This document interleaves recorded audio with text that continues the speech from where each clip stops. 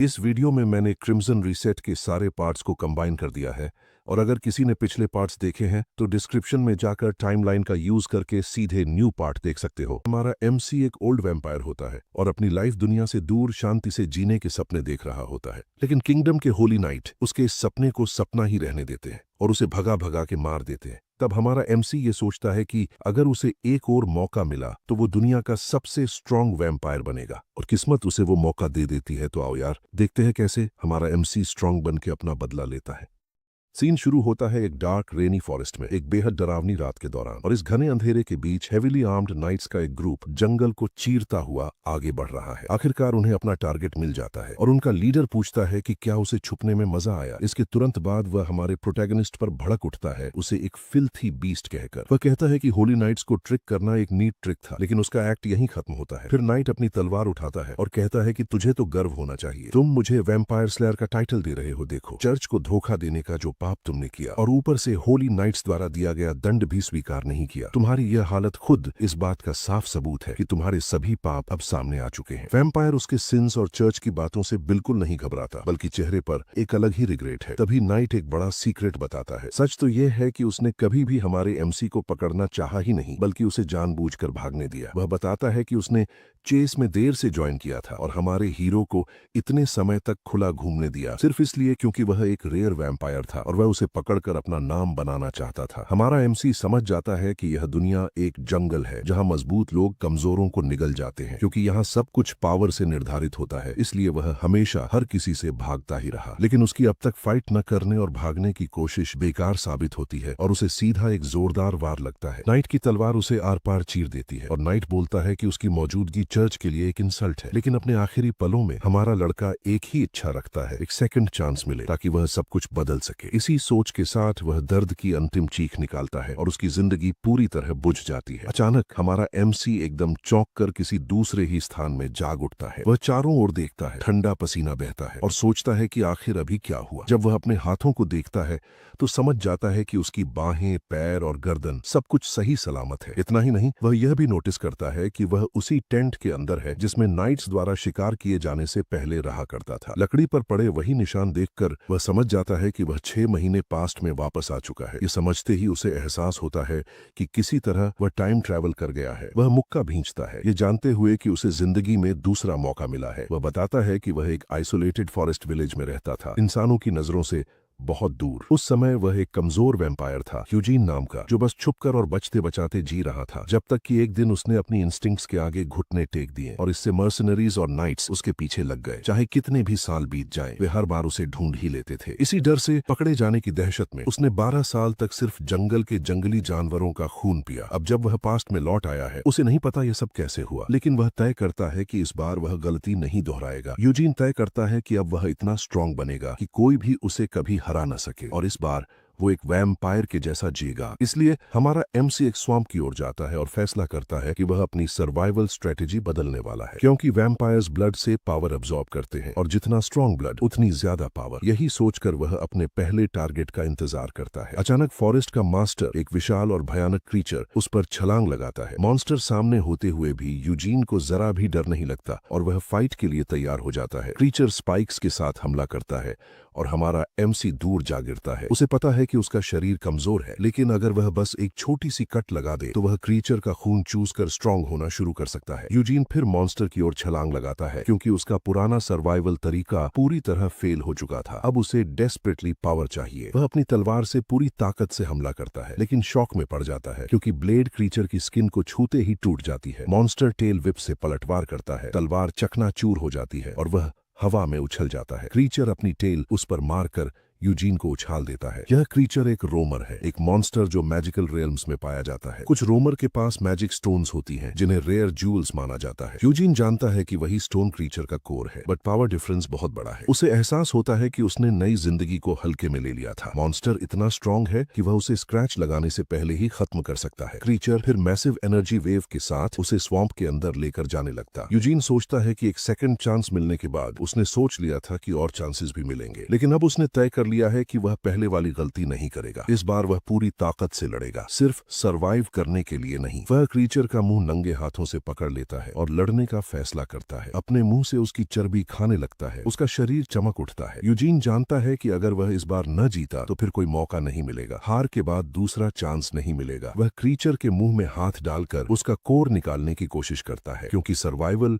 उसके लिए हमेशा दूसरों के खून पर बना है। आखिरकार वह क्रीचर का माना स्टोन क्रश कर देता है। बैटल खत्म होते ही फॉरेस्ट शांत हो जाता है। अचानक एक बड़ी एनर्जी ब्लास्ट पूरी स्वैम्प को रोशन कर देती है। हवा में चारों तरह मॉन्स्टर के टुकड़े गिर रहे थे। इसी सबके के बीच खड़ा यूजीन पूरी तरह बदल चुका है। वह घोषणा करता है कि अब वह ब्लड और विक्ट्री दोनों पर अधिकार करेगा। कुछ देर बाद मूनलाइट में अकेला खड़ा वह समझता है कि स्टोन का माना उसकी सोच से कहीं ज्यादा पावरफुल था और कलर और साइज में भी डिफरेंट था। अब वह अपने शरीर पर ब्लैक स्केल्स उगा सकता है। वह याद करता है कि उसने इस मॉन्स्टर के बारे में मर्सनरीज के समय जाना था और उसी सब में उसने मॉन्स्टर ब्लड छक लिया था। तभी उसे पता चला कि स्ट्रॉन्ग मॉन्स्टर ब्लड से वो जल्दी और ज्यादा स्ट्रॉन्ग बन सकता है। लेकिन नई पावर होने के बावजूद वह जुंगडिर्ट जैसे नाइट का सामना नहीं कर सकता। जुंगडिर्ट एक होली नाइट है, लेकिन वो मुझे कभी भी ढूंढ सकता है। शायद उसके पास कोई स्किल है जिससे वो मॉन्स्टर और अनडेड को ढूंढ सकता है। उसे और स्ट्रॉन्ग बनना होगा ताकि होली नाइट से लड़ सके। सनराइज से पहले लौटने ही वाला होता है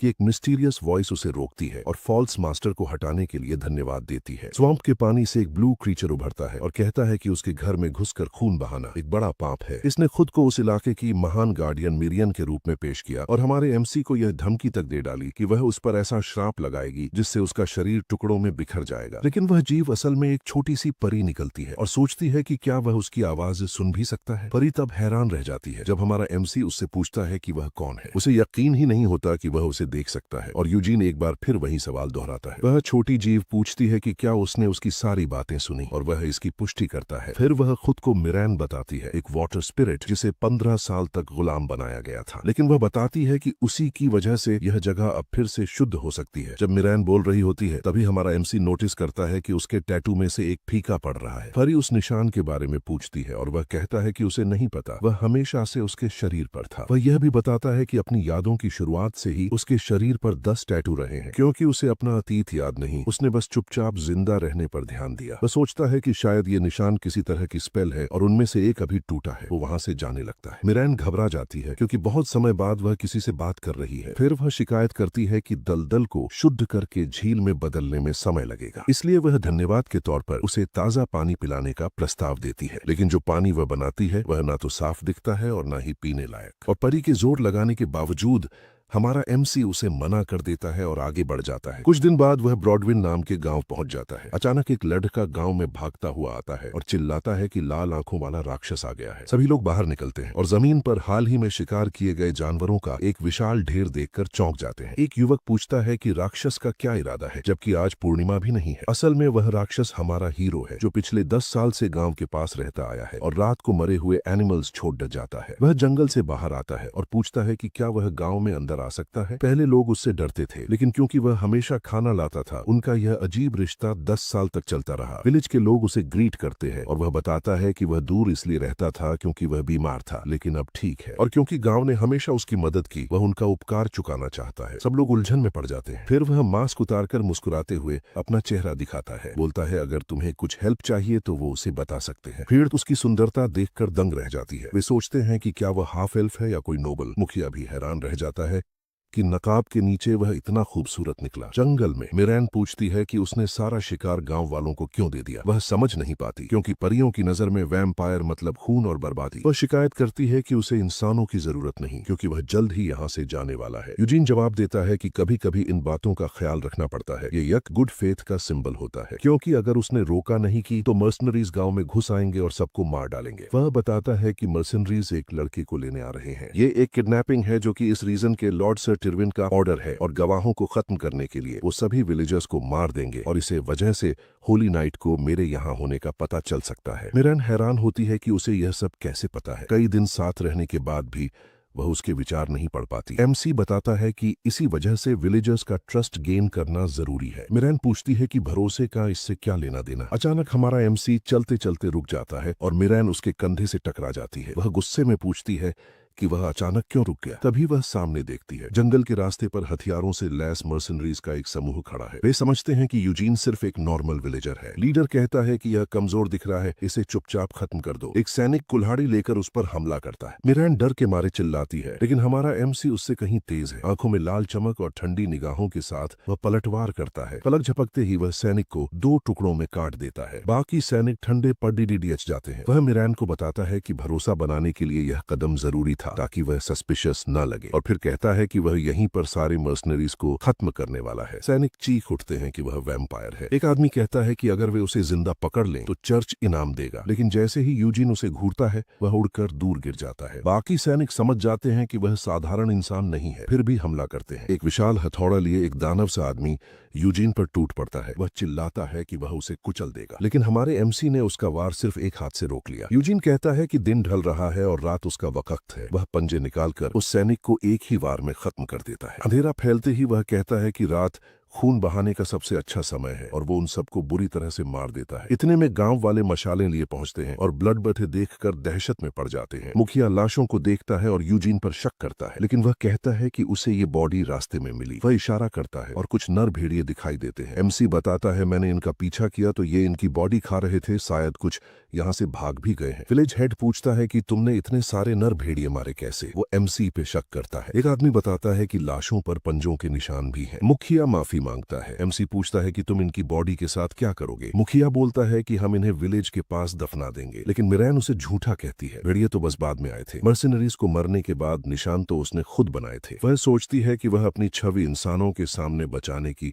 इतनी कोशिश क्यों करता है। तभी यूजीन को एक मरे हुए सैनिक की जेब से मिली हुई एक चिट्ठी निकलता है। वह उसे मुखिया को देता है। मुखिया मुहर पहचान लेता है, ये लॉर्ड टिरविन की थी। चिट्ठी पढ़कर उसकी आंखें फैल जाती हैं। वह चिल्लाते हुए पूछता है कि क्या फेलिड गांव में है? पता चलता है कि फेलिड शायद लॉर्ड टिरविन का नाजायज बेटा है। यूजीन को मर्सनरीज लीडर की बात याद आती है। वह यूजीन की ताकत देखकर हैरान था, लेकिन यूजीन ने उसे सोचने का समय ही नहीं दिया। लीडर अपने लोगों को लड़ने के लिए उकसाता रहा, कहता रहा कि भले ही वह राक्षस हो, उसके भी 2 हाथ पैर हैं, लेकिन धीरे धीरे उसे समझ आता है कि वैम्पायर से भागना भी नामुमकिन है। वह खुद हमला करने दौड़ता है। यूजीन ठंडे इरादे से मुक्का मारता है और वह आदमी पेड़ से टकराकर गिरता है। हमारा एमसी उसे लात मारकर दूर फेंक देता है। लीडर रहम की भीख मांगता है, पूछता है कि क्या वह शुरू से ही उनका इंतजार कर रहा था। वह कहता है कि वे सिर्फ गांव में काम से आए थे, लेकिन यूजीन बोलता है कि यह गांव उसका है और पूछता है कि वे यहाँ क्या चाहते थे। वह आदमी कहता है कि उसे नहीं पता था कि कोई वैम्पायर लॉर्ड इस गांव पर राज करता है। वह बताता है कि वे टिरविन परिवार के नाजायज बेटे को पकड़ने आए थे, लेकिन यूजीन उस पर यकीन नहीं करता और पूछता है कि उनका असली गोल क्या था। थोड़ी देर बाद वह स्वीकार करता है और बताता है कि उन्हें टिरविन फैमिली के लॉर्ड ने नहीं हायर किया, बल्कि उनके क्लाइंट्स तो कमारा टिरविन और वर्थेल टिरविन है, कि उन्हें ताइवान के बेटों ने भेजा था और वे बड़ी संख्या में इसलिए आए थे कि अगर कुछ गलत हो जाए तो संभाल सके। अंत में यूजीन समझ जाता है कि जो सुनहरे बालों वाला नाइट वर्थेल टिरविन था, वही इस पूरी साजिश के पीछे था। वर्थेल टिरविन वैम्पायर परस्यूट टीम का कमांडर था और उसी ने ही जुंग दिर्ट को मुझे मरने को भेजा था। वो समझ जाता है कि वर्थेल तो विलेजर्स को मारने का ऑर्डर नहीं देगा, क्योंकि वो एक होली नाइट हैंग्स,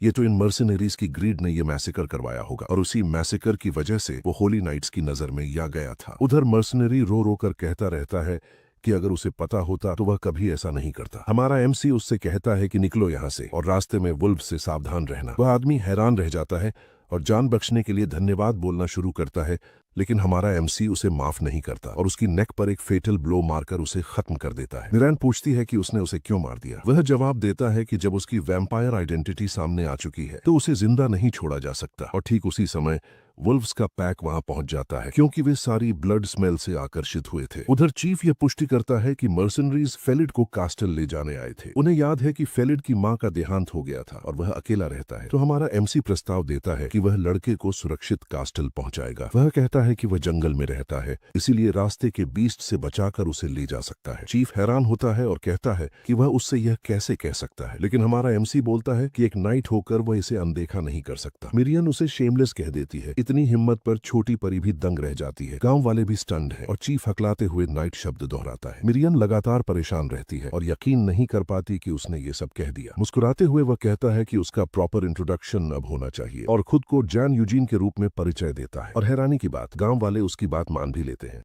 वह मिरियन को समझाता है कि गांव के लोगों ने कभी किसी असली नोबल को देखा ही नहीं, इसीलिए अगर वह प्रिटेंड भी करे तो भी उन्हें फर्क समझ नहीं आएगा। गांव वाले फिर उससे जंगल में उसके पास्ट के बारे में ढेर सारे सवाल पूछने लगते हैं।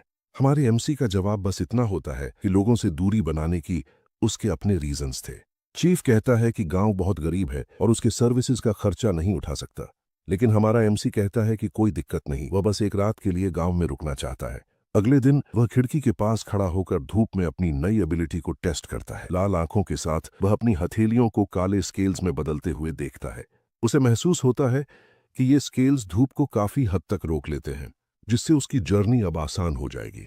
तभी मिरियन उसे बेवकूफ कहती है और पूछती है कि उसने झूठ क्यों बोला। हमारा एमसी कहता है कि फर्क क्या पड़ता है, वह जल्द ही यहां से जा रहा है और किसी को कुछ पता नहीं चलेगा। लेकिन परी जिद करती है और पूछती है कि असली गोल क्या है। उसके जवाब देने से पहले ही एक विलेजर आकर बताता है कि वे तैयार हैं। वह समझाता है कि टाइटल्स लंबी एक्सप्लेनेशन से ज्यादा भरोसेमंद होते हैं। एक टाइटल उसकी झूठ बोलने की जरूरत को 100 से घटाकर सिर्फ 10 कर देता है।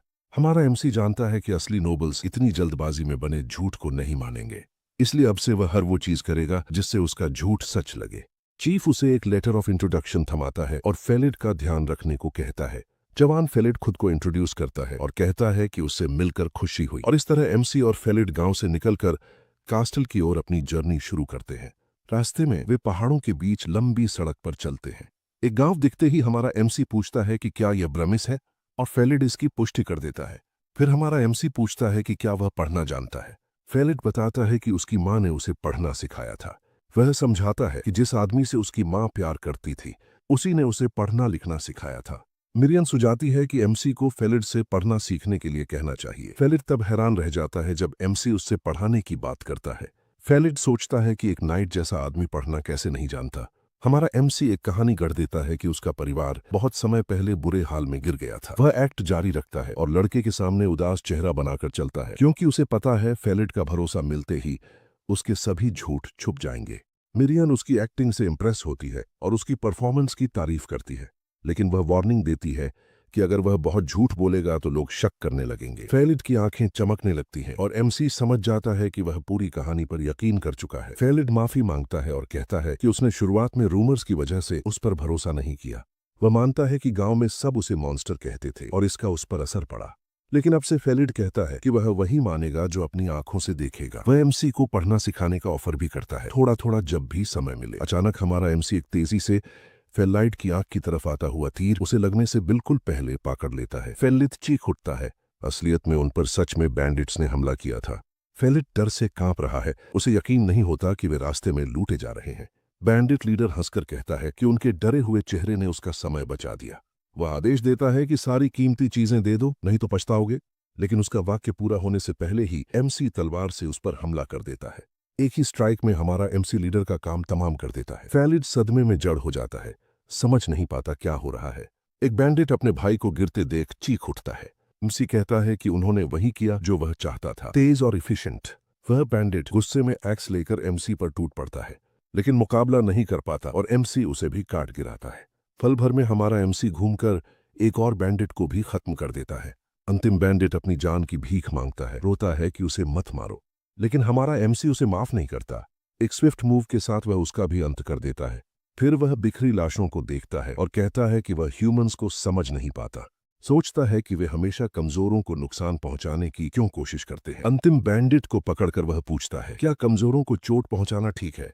अंत में वह फेलिड की ओर मुड़कर कहता है, क्या पढ़ना सीखने के बाद मैं ये सब समझ पाऊंगा? फेलिड बिल्कुल निशब्द है। हमारे एमसी के सवाल ने उसे भीतर तक हिला दिया है। एमसी उसे याद दिलाता है कि उसने ही कहा था कि वह वही मानेगा जो अपनी आंखों से देखेगा।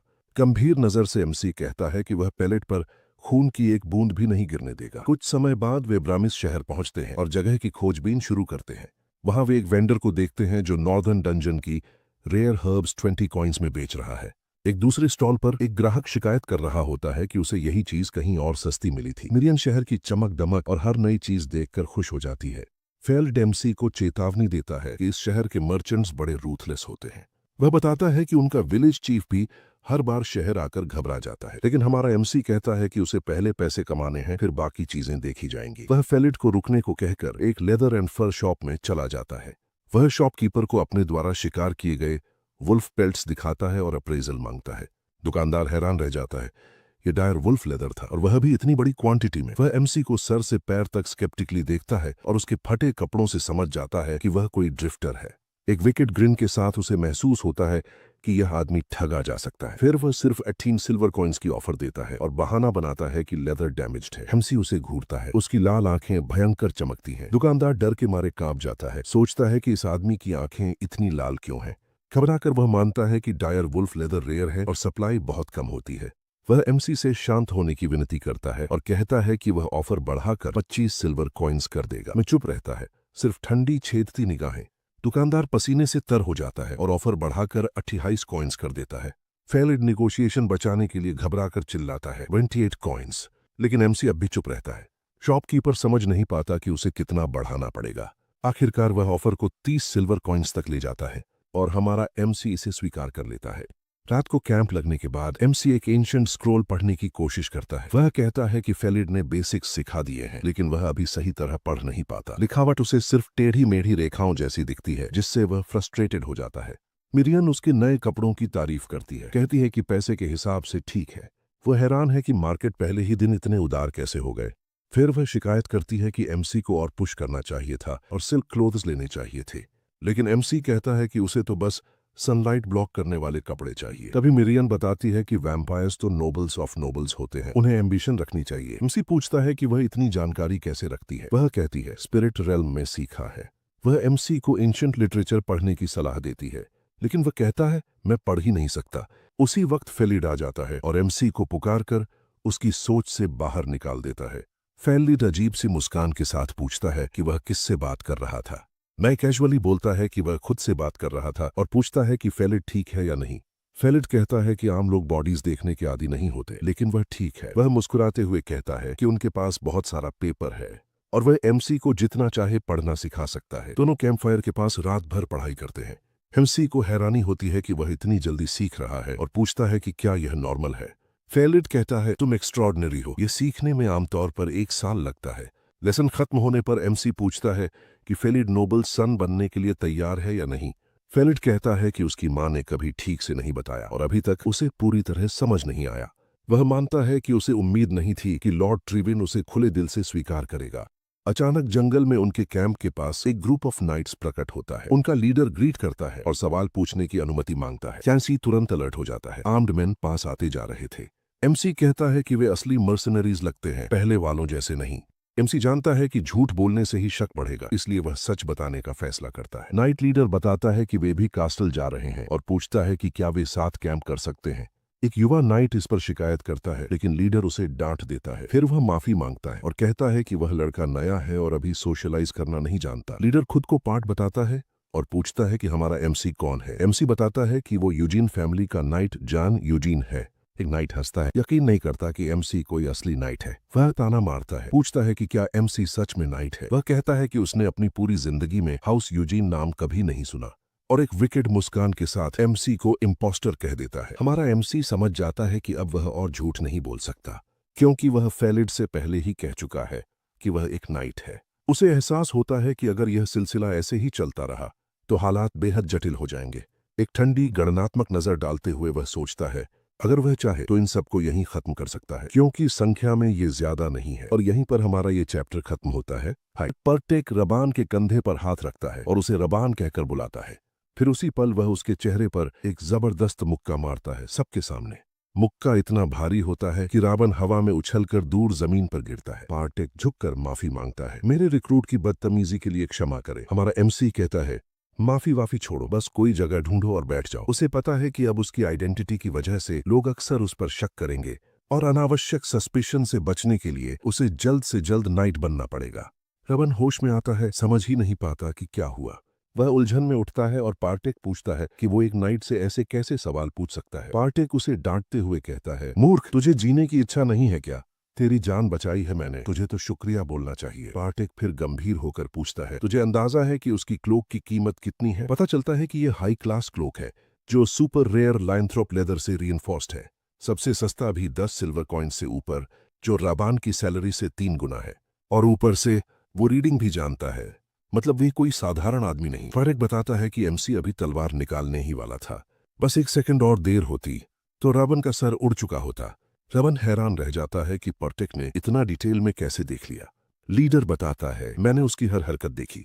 उसने क्लोक के अंदर हाथ डाला था सोट ड्रॉ करने के लिए। पार्टेक कहता है, तुम्हें अंदाजा नहीं कि एक नाइट कितना खतरनाक हो सकता है। वे बचपन से वुडन सोर्ड से ट्रेनिंग करते हैं, अननोन डंजन्स में जाते हैं, मॉन्स्टर्स मारते हैं और बहुत खून बहाने के बाद ही नोबल्स उन्हें स्पेशल सेरेमोनी में नाइट बनाते हैं। पार्टेक आगे कहता है, नाइट होने का झूठ बोलना गंभीर क्राइम है और जो आदमी 20 साल की उम्र में खुद को नाइट बताता है उसके पास काफी स्किल्स होती हैं। रबान पूछता है, तो क्या वह स्क्वाड लीडर से भी स्ट्रांग है? पार्टेक बोलता है, प्रॉबेबली। वह यह भी कहता है कि सुना है एक नया डंजन खुलने वाला है। हमारा एमसी ये सब सुन लेता है और समझता है कि नाइट टाइटल कितना वेट रखता है। उसे यह भी अजीब लगता है कि टिरविन फैमिली अपने सोल्जर्स की जगह मर्सनरीज को क्यों हायर कर रही है। अचानक हमारा एमसी मर्सनरीज की ओर बढ़ रहा है। एमसी मुस्कुराकर पार्टेक के पास जाकर उससे कहता है, सुना है तुम कास्टल जा रहे हो, तो क्यों न साथ चलें। रबन एमसी की खूबसूरती पर फिदा हो जाता है। पार्टेक पूरी तरह कंफ्यूज्ड चुपचाप हाँ कर देता है। कुछ दिनों बाद वे टिरविन स्टेट के गांव मार्टेल्ला पहुंचते हैं। एमसी को राहत होती है कि मर्सनरीज उसकी कहानी मान गए, लेकिन असली मुसीबत अब शुरू होने वाली थी। मिरियन प्रकट होती है और बताती है कि उसने मर्सनरीज पर जासूसी की। उसे पता चला लॉर्ड टिरविन की तबीयत इतनी खराब है कि वे कभी भी गुजर सकते हैं और एक नया डंजन मिला है, लेकिन परिवार के पास उसे एक्सप्लोर करने के पैसे नहीं हैं। एमसी नए डंजन के विचार पर सोच में पड़ जाता है। मिरियन पूछती है, लॉर्ड टिरविन मर गए तो फेलिड का क्या होगा? बेचारा फिर से अनाथ हो जाएगा। एमसी ठंडे मन से कहता है, वह मेरी प्रॉब्लम नहीं। फेरी चिल्लाने लगती है। उसे डर है कि फेलिड को उसके भाई यूं ही मार देंगे। तभी हमारा एमसी समझता है कि लॉर्ड टिरविन ने फेलिड को बुलाया है उसे आखिरी बार देखने के लिए, और यहीं से दोनों की किस्मत बदलने वाली है। कुछ और सफर के बाद वे पहुंचते हैं कास्टल ऑफ रोज, लॉर्ड टिरविन का शानदार किला। अंदर प्रवेश करते ही वे उसकी भव्यता देख दंग रह जाते हैं। मिरियन उत्साहित होकर कहती है, एमसी को भी रैंक्स चढ़कर ऐसे कास्टल में रहना चाहिए। एमसी कहता है, चुप रहो और अंदर चलो। अचानक एक गार्ड उन्हें रोकता है। किले में आने का मकसद? पार्टेक खुद को पेलिन गिल्ड का मर्सनरी बताता है। तभी एक सुनहरे बालों वाला आदमी आता है। वह खुद को कमारा लॉर्ड टिरविन का पुत्र बताता है। वह पूछता है, मालकाट में है? पार्टेक कहता है, हाँ। कमारा एमसी को देखकर पूछता है, तुम वहां क्यों खड़े हो? एमसी परिचय देता है, मैं नाइट जैन यूजीन हूं। कमारा चौंक जाता है। यूजीन जैसे ही फेलिड का परिचय देने लगता है, उसका भाई वर्थेल आता है। एमसी उसकी आवाज पहचान लेता है, वही जिसने उसके अतीत को दर्द और नफरत से भर दिया था। फेर्थेल गर्व से भरकर कहता है कि यह किले की सुरक्षा का उसका कर्तव्य है। उसके चेस्ट पर रोज एम्बलम चमक रहा होता है। एमसी को वह आवाज कभी नहीं भूल सकती। उसे याद आता है कि कैसे जंगल में छुपे होने पर फेर्थेल और युंग गिरिट ने उसका बेहद क्रूरता से पीछा किया था। एमसी घूरता है, नफरत और प्रतिशोध से भरी आंखों के साथ।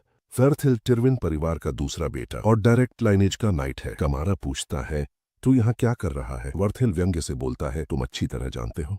दोनों भाई बहस में पड़ जाते हैं। एमसी उनकी बातचीत काटकर विलेज चीफ का लेटर दे देता है, मैं उसके आदेश पर आया हूँ। फेर्थेल गांव का नाम सुनकर चकित हो जाता है और एमसी को सस्पिशियस नजरों से देखता है। कामरा भाई से लेटर छीनकर पढ़ता है। उसे विलेज चीफ का नाम पहचान में आ जाता है। लेटर पढ़ते ही वह शॉक हो जाता है, क्योंकि उसमें मर्सनरीज की मौत का जिक्र था। तभी उसे समझ आता है कि फेलिड उसके पिता का इलेजिटिमेट सन है। फेलिड शर्माते हुए इंट्रोड्यूस करता है। कामरा उसे मॉकिंग स्माइल देता है। कमरा कहता है कि वे फेलिड की प्रतीक्षा कर रहे थे और पिता उसे मिलना चाहते हैं। तभी वर्थेल फेक स्माइल के साथ कहता है, उसे ले जाओ, नहला धुलाकर तैयार करो। फेलिड को गार्ड्स ले जाते हैं। वर्थेल उसे तिरस्कार से देखता है।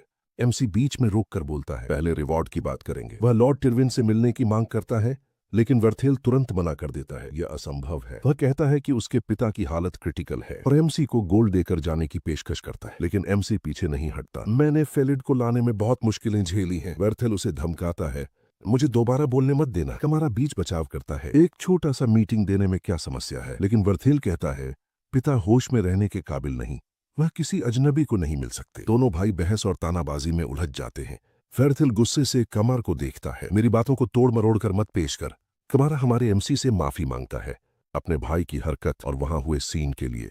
एक फेक स्माइल के साथ वह गुड बाय कहता है और एमसी से कहता है, सेफली घर पहुंच जाना। फिर वह फेलिड के पास जाकर कहता है कि वह उसे कासल में गाइड करेगा, क्योंकि अब वह उसका न्यू ब्रदर है। यह देखकर हमारे एमसी को यकीन हो जाता है कि कामरा भी बिल्कुल नहीं चाहता कि वह लॉर्ड से मिले। अचानक एक भारी गूंजती आवाज सुनाई देती है, टिरविन परिवार का दूसरा बेटा कहाँ है? एक रेड हेयर्ड मसल बाउंड आदमी आता है, जो अपने कंधों पर दो लोगों को उठाए चला आ रहा होता है। वह दोनों को जमीन पर पटक देता है और विकेट ग्रिन के साथ कहता है, इन्हें विलेजर्स को लूटते हुए पकड़ा है, एक को सबके सामने सजा देनी पड़ेगी। फेर्थेल झुंझला जाता है, क्योंकि वे लोग सिर्फ डंजन के लिए हायर किए गए अस्थायी मर्सिनरीज थे। बर्थिल सुझाव देता है अंदर चलकर बात करें, यहाँ सबकी नजरें हैं। पार्टेक उस आदमी को पहचान जाता है। क्या यह फेमस सर गैल्फ्रेडिक नहीं है? मैग उत्सुक होकर पूछता है, तुम उसे जानते हो? पार्टेक समझाता है, गैल्फ्रेडिक ने एवरग्रो फैमिली द्वारा आयोजित एक बड़े टूर्नामेंट में तीसरा स्थान हासिल किया था। वही बेहद प्रॉमिसिंग नाइट है, स्ट्रेंथ टेक्निक सब में असाधारण। और टूर्नामेंट के दिन उसने अकेले 1000 से ज्यादा कॉम्पिटिटर्स को हरा दिया था। पार्टेक सोचता है कि इतना शक्तिशाली आदमी यहाँ क्यों आया है। उसे शक है कि रीजन वही नया डंजन है, क्योंकि सबसे पहले डंजन कॉन्कर करने वाला बहुत फेम पाता है और यह काम रिस्क से भरा होता है। शायद गैल्फ्रेडिक इसी बहाने किसी बड़ी नोबल फैमिली द्वारा नाइटेड होना चाहता है। मैक्सी फिर पार्टेक से पूछता है, तुम्हारा कॉन्ट्रैक्ट आज खत्म हो रहा है? फिर वह मुस्कुराकर मर्सिनरी लीडर को नया जॉब ऑफर देता है। कमरा बाहर अपने भाई को उसके साथ देख समझ जाता है कि उसका भाई वर्थल डंजन क्लियर करके अपना पब्लिक सपोर्ट बढ़ाना चाहता है।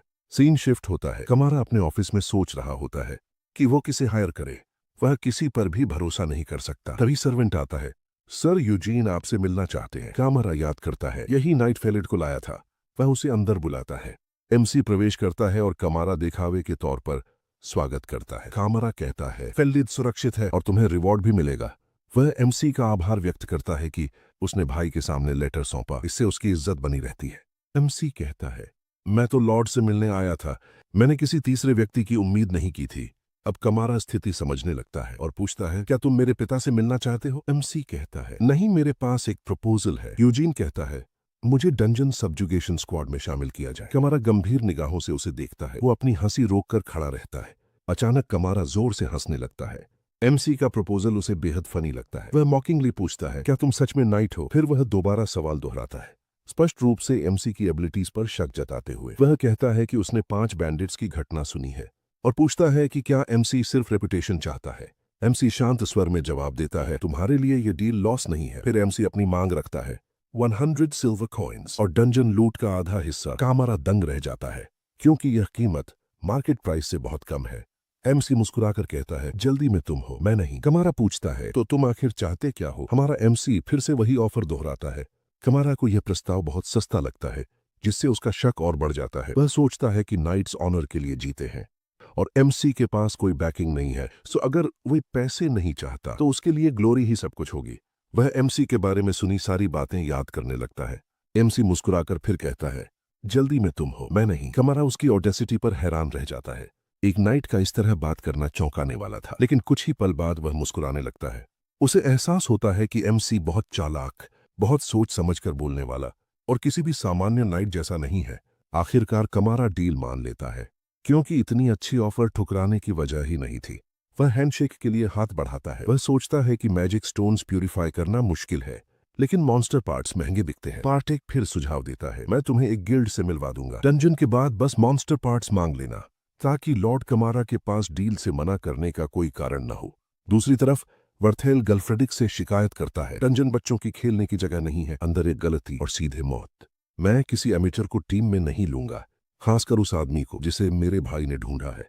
वह यह भी बताता है कि कमारा के लोकल नोबल्स से कोई खास संबंध नहीं है। गैल्फ्रेडिक शांत भाव से जवाब देता है, अगर समस्या है तो जाकर उस नाइट से खुद बात करो। तभी कमारा आगे आता है और कहता है कि वह अभी नए नाइट से बात कर रहा था। वह एमसी यानी यूजीन और मर्सनरीज का परिचय कराता है। वर्थेल शॉक हो जाता है। उसे पता नहीं था कि वही आदमी मर्सनरी लीडर है।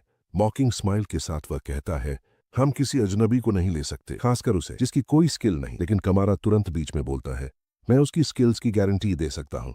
वह बताता है कि उसके नए भाई ने बॉर्डर पर हुई बैंडिट घटना के बारे में बताया और सुना है कि एमसी ने सिर्फ एक डैगर से 5 बैंडिट्स को खत्म किया।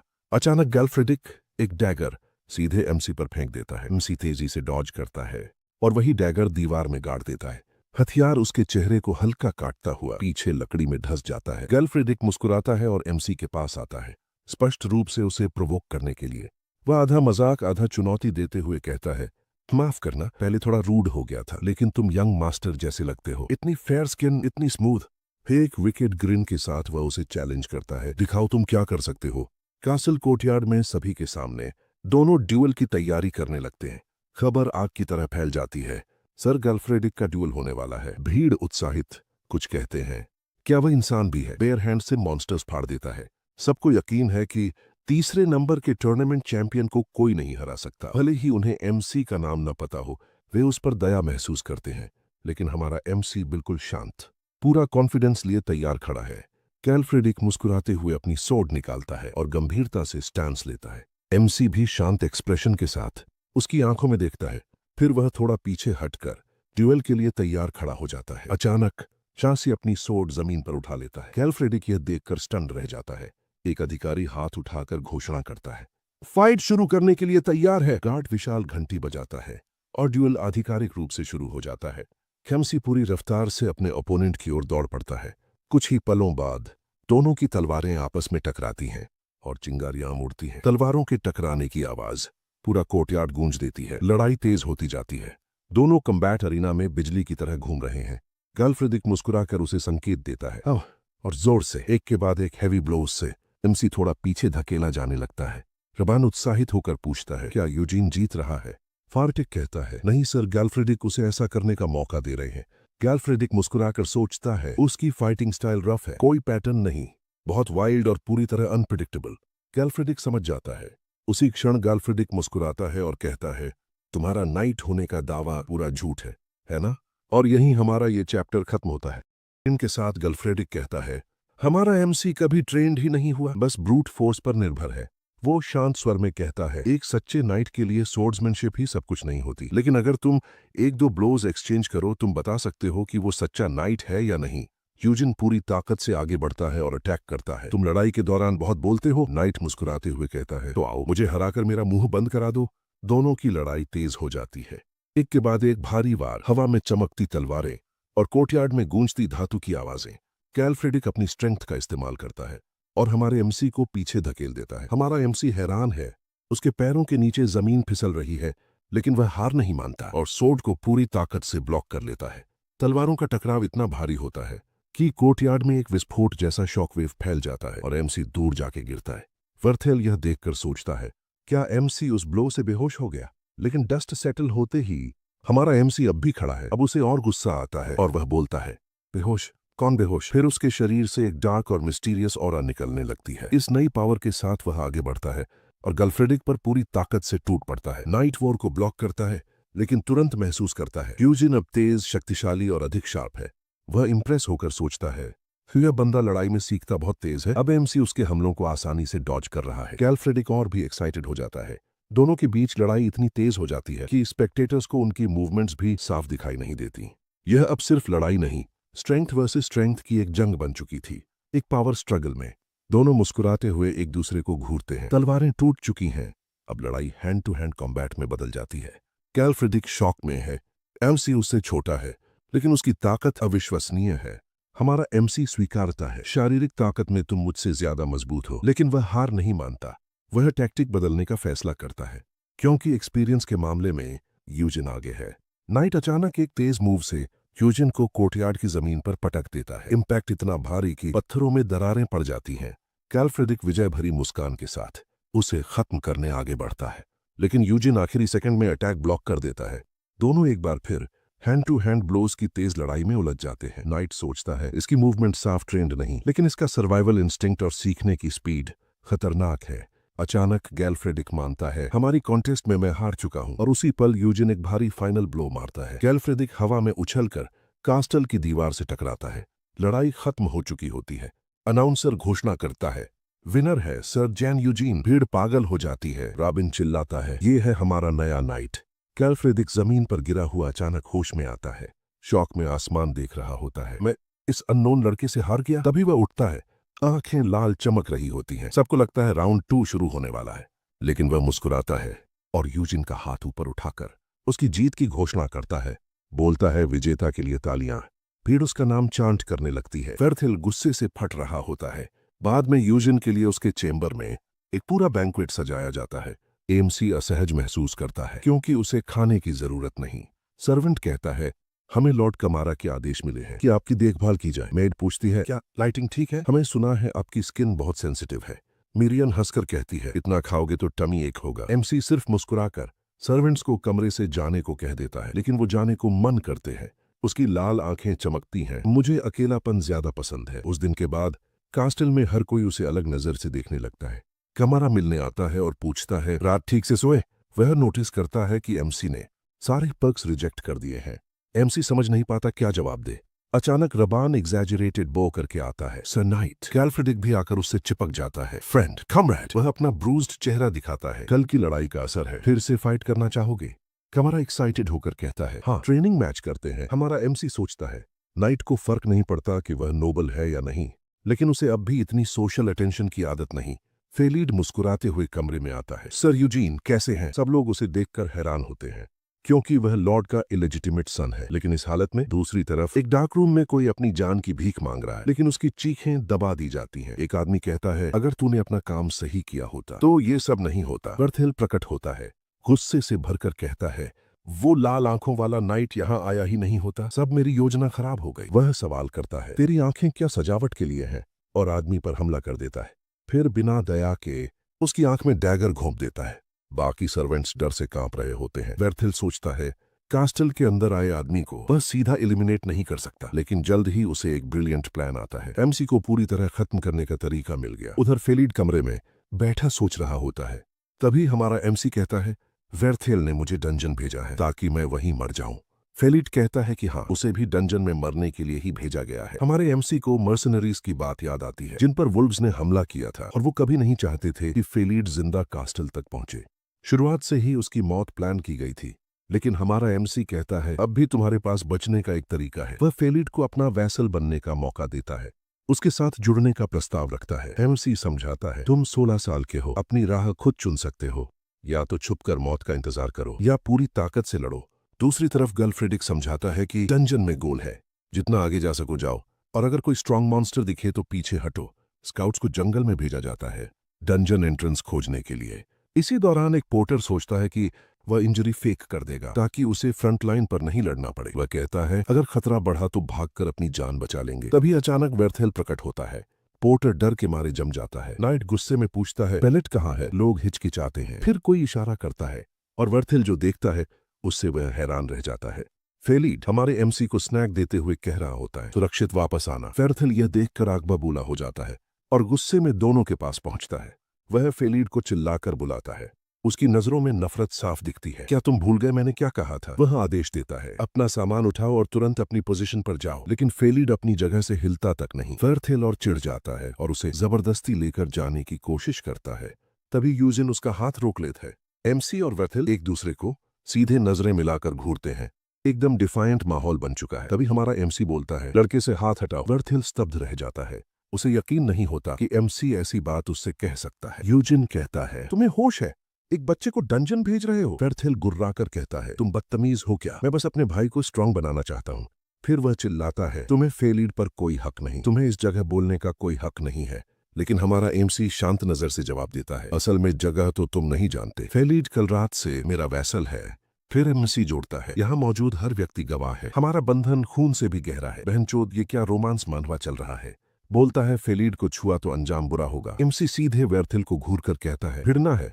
चलो ब्रॉल कर लेते हैं। वेर्थेल चिल्लाता है, तुम्हें यह सब करने की इजाजत किसने दी? वह भड़क कर कहता है, दूसरे घर का बास्टर्ड सन अडॉप्ट करोगे तो यूजीन परिवार का फ्यूचर खुद खराब करोगे। इधर सोल्जर्स बातें कर रहे होते हैं, कल दोनों नाइट्स की लड़ाई कमाल की थी, इतना स्ट्रांग बनने में कितना समय लगता होगा। तभी कमारा आता है और कहता है, अगर जरूरत पड़ी तो मैं भी अपने छोटे भाई को सर यूजिन के हवाले कर दूंगा। वह कहता है कि फेलीड पहले से अडल्ट है, अपना रास्ता चुनने में सक्षम है। हमारा एमसी सोचता है, फेलीड कमजोर व्यक्ति है जो शिकार बन सकता है। सर्वाइवल तभी है जब तुम स्ट्रांग बनो या किसी पैक का हिस्सा बनो। कमरा उसे अपने ऑफिस जाने को बुलाता है और पूछता है, तुम पढ़ना जानते हो? उधर स्काउट रिपोर्ट देता है, एरिया में कोई मॉन्स्टर नहीं है। गैल्फ्रेडिक कहता है, डंजन खोल सकते हैं।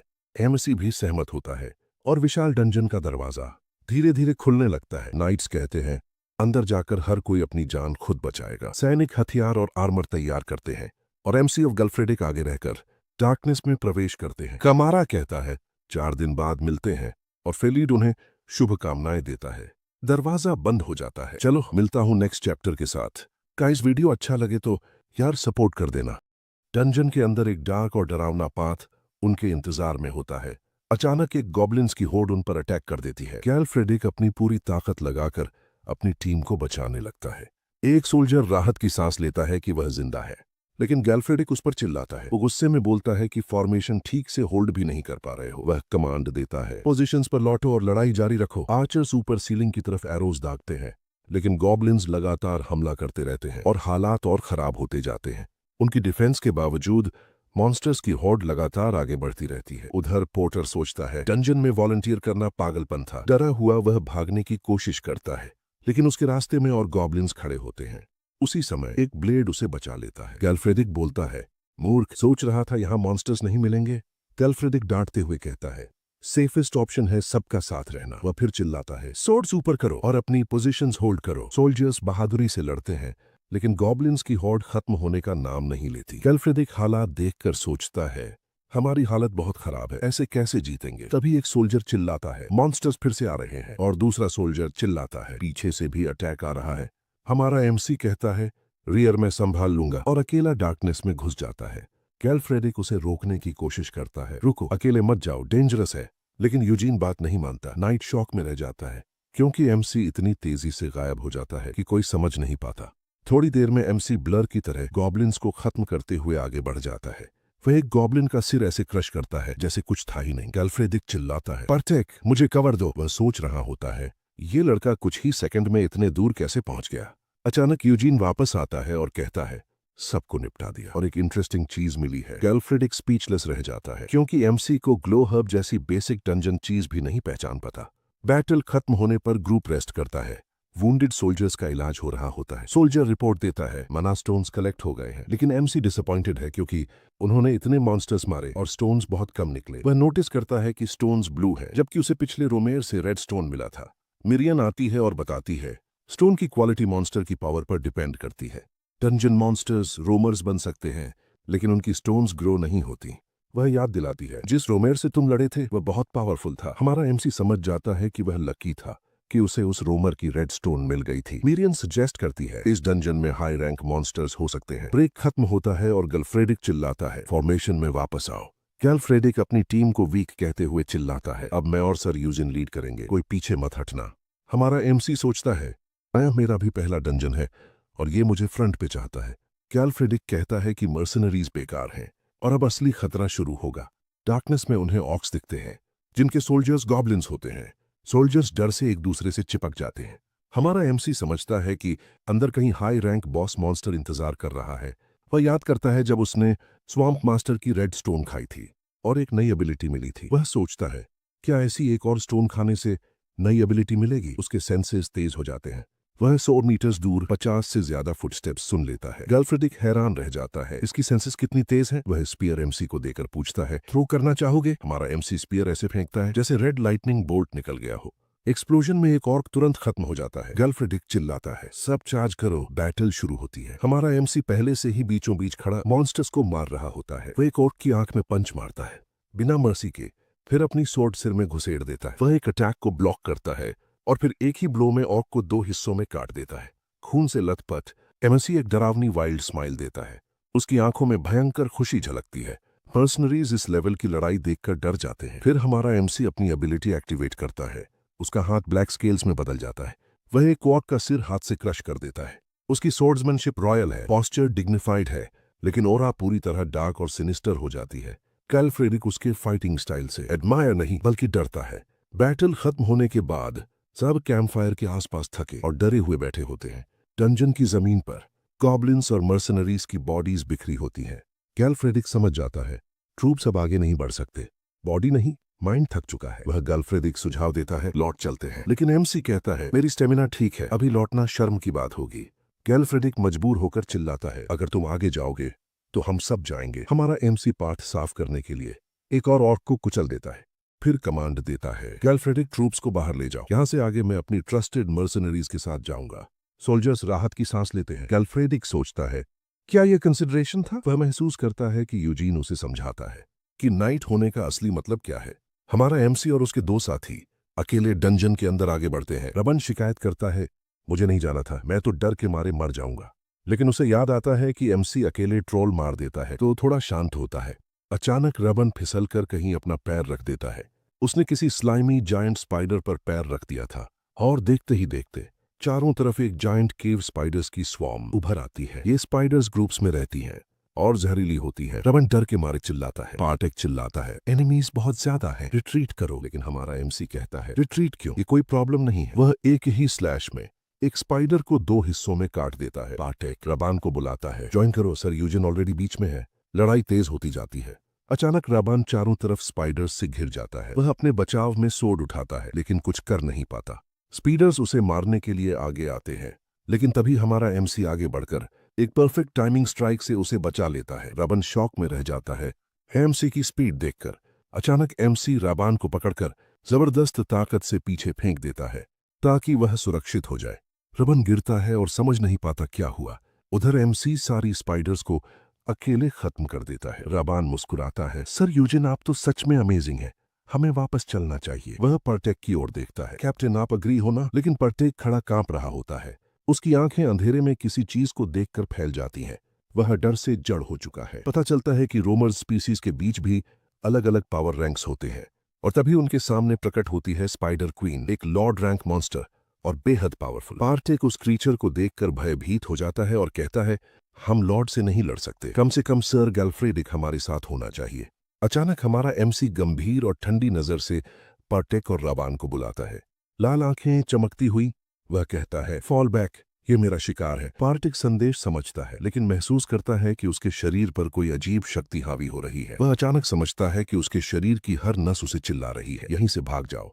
मिरियन प्रकट होती है और कहती है, उनकी इंस्टिंक्ट्स मास्टर के पावर डिफरेंस के आगे झुक गई है। हमारा एमसी पूछता है कि क्या यह स्पाइडर लॉर्ड वही लेवल का है जो स्वैम्प लॉर्ड था, लेकिन मिरियन कहती है, नहीं, वह और भी स्ट्रॉन्गर लगती है, इसलिए इसकी माना स्टोन और भी बड़ी होगी। यह सोचते हुए हमारा एमसी क्रीचर की तरफ मुड़ता है। वह एक भयानक रोर निकलती है, पर एमसी पर कोई असर नहीं होता और वह कहता है, जितना हार्डर चेस्ट उतना ही अधिक थ्रिलिंग ट्रेजर। हमारा एमसी अपनी नई एबिलिटी को एक छोटे पीले स्पाइडर पर टेस्ट करता है। वह अपनी पावर का इस्तेमाल करता है और एक बेहद तेज माना थ्रेड से उस क्रीचर को बीच से काट देता है। अब नए कपड़ों में वह दिखाता है कि वह थ्रेड्स को कंट्रोल करके चीजों को मैनिपुलेट कर सकता है। पता चलता है कि लॉर्ड का स्टोन कंज्यूम करने के बाद उसे दूसरी स्पेशल एबिलिटी भी मिली है। इस नई एबिलिटी का नाम कैमोफ्लाज है, जो उसे बेहतर तरीके से हाइड करने में मदद करती है। अब जब वह इसे स्किन रीइंफोर्समेंट के साथ कंबाइन करता है तो वह आखिरकार सनलाइट में चल सकता है।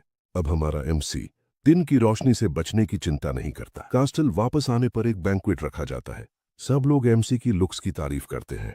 महिलाएं उसकी तरफ आकर्षित हो जाती हैं क्योंकि उन्होंने सुना था कि उसने अकेले एक जायंट स्पाइडर को हराया था। मिरियन इस अटेंशन से खुश होती है और लड़कियां उससे उसकी स्टोरी सुनाने को कहती हैं। 2 यंग विमेन उसकी अपीयरेंस देखकर पूछती हैं, क्या तुम्हारे एंसेस्टर्स में कोई एल्फ था? हमारा एमसी अनकंफर्टेबल महसूस करता है। उसे लगता है कि सिचुएशन और कॉम्प्लिकेटेड हो गई है। वह डिनाई नहीं करता और तभी एक आदमी चिल्लाता है, अब सब समझ में आता है। गैल्फ्रेडिक को समझ आ जाता है कि डंजन में उसकी आंखें और कान इतने शार्प क्यों थे, उसके मूवमेंट्स इतने तेज क्यों थे और उसकी स्ट्रेंथ सुपर ह्यूमन क्यों लग रही थी। ठंडी नजर से हमारा एमसी सोचता है, उसे पहले से पता था कि वह ऑर्डिनरी ह्यूमन नहीं है। गैल्फ्रेडिक एक्साइटेड होकर कहता है, किसने सोचा था कि हमारे एमसी में एल्वन ब्लड होगा? वह पूछता है, इतने समय तक तुमने अपनी अपीयरेंस कैसे छुपा ली? एमसी सोचता है कि यह काफी परसेप्टिव है, लेकिन स्माइल के साथ बस इतना कहता है, मैंने कभी अपनी असली अपीयरेंस छुपाने की कोशिश ही नहीं की। गैल्फ्रेडिक और बाकी लोग उसकी कोल्ड डायरेक्ट बात सुनकर चुप रह जाते हैं। एमसी समझ जाता है, लोग वही देखते हैं जो वे देखना चाहते हैं, सच नहीं। एबिलिटी के अलावा मैजिक स्टोन से उसे कुछ एक्स्ट्रा भी मिला। जब उसके टैटूज में से एक गायब हुआ तो उसके दिमाग में अजीब मेमोरीज उभरने लगी। इन मेमोरीज में वह खुद को एक अननोन जगह पर देखता है जहां कोई उसे जेंटल हाथों से थामे हुए है और एक अजीब स्पेस में बेल्स की आवाज गूंज रही है। सब लोग उसे देख रहे हैं। वह सोचता है, वह वुमन कौन थी? क्या वह मेमोरी रियल थी? क्योंकि उसे अपना पास्ट याद ही नहीं है, उसे सिर्फ अपना नाम पता है, यूजीन। तभी वह होश में आता है और पार्टी में लौट आता है।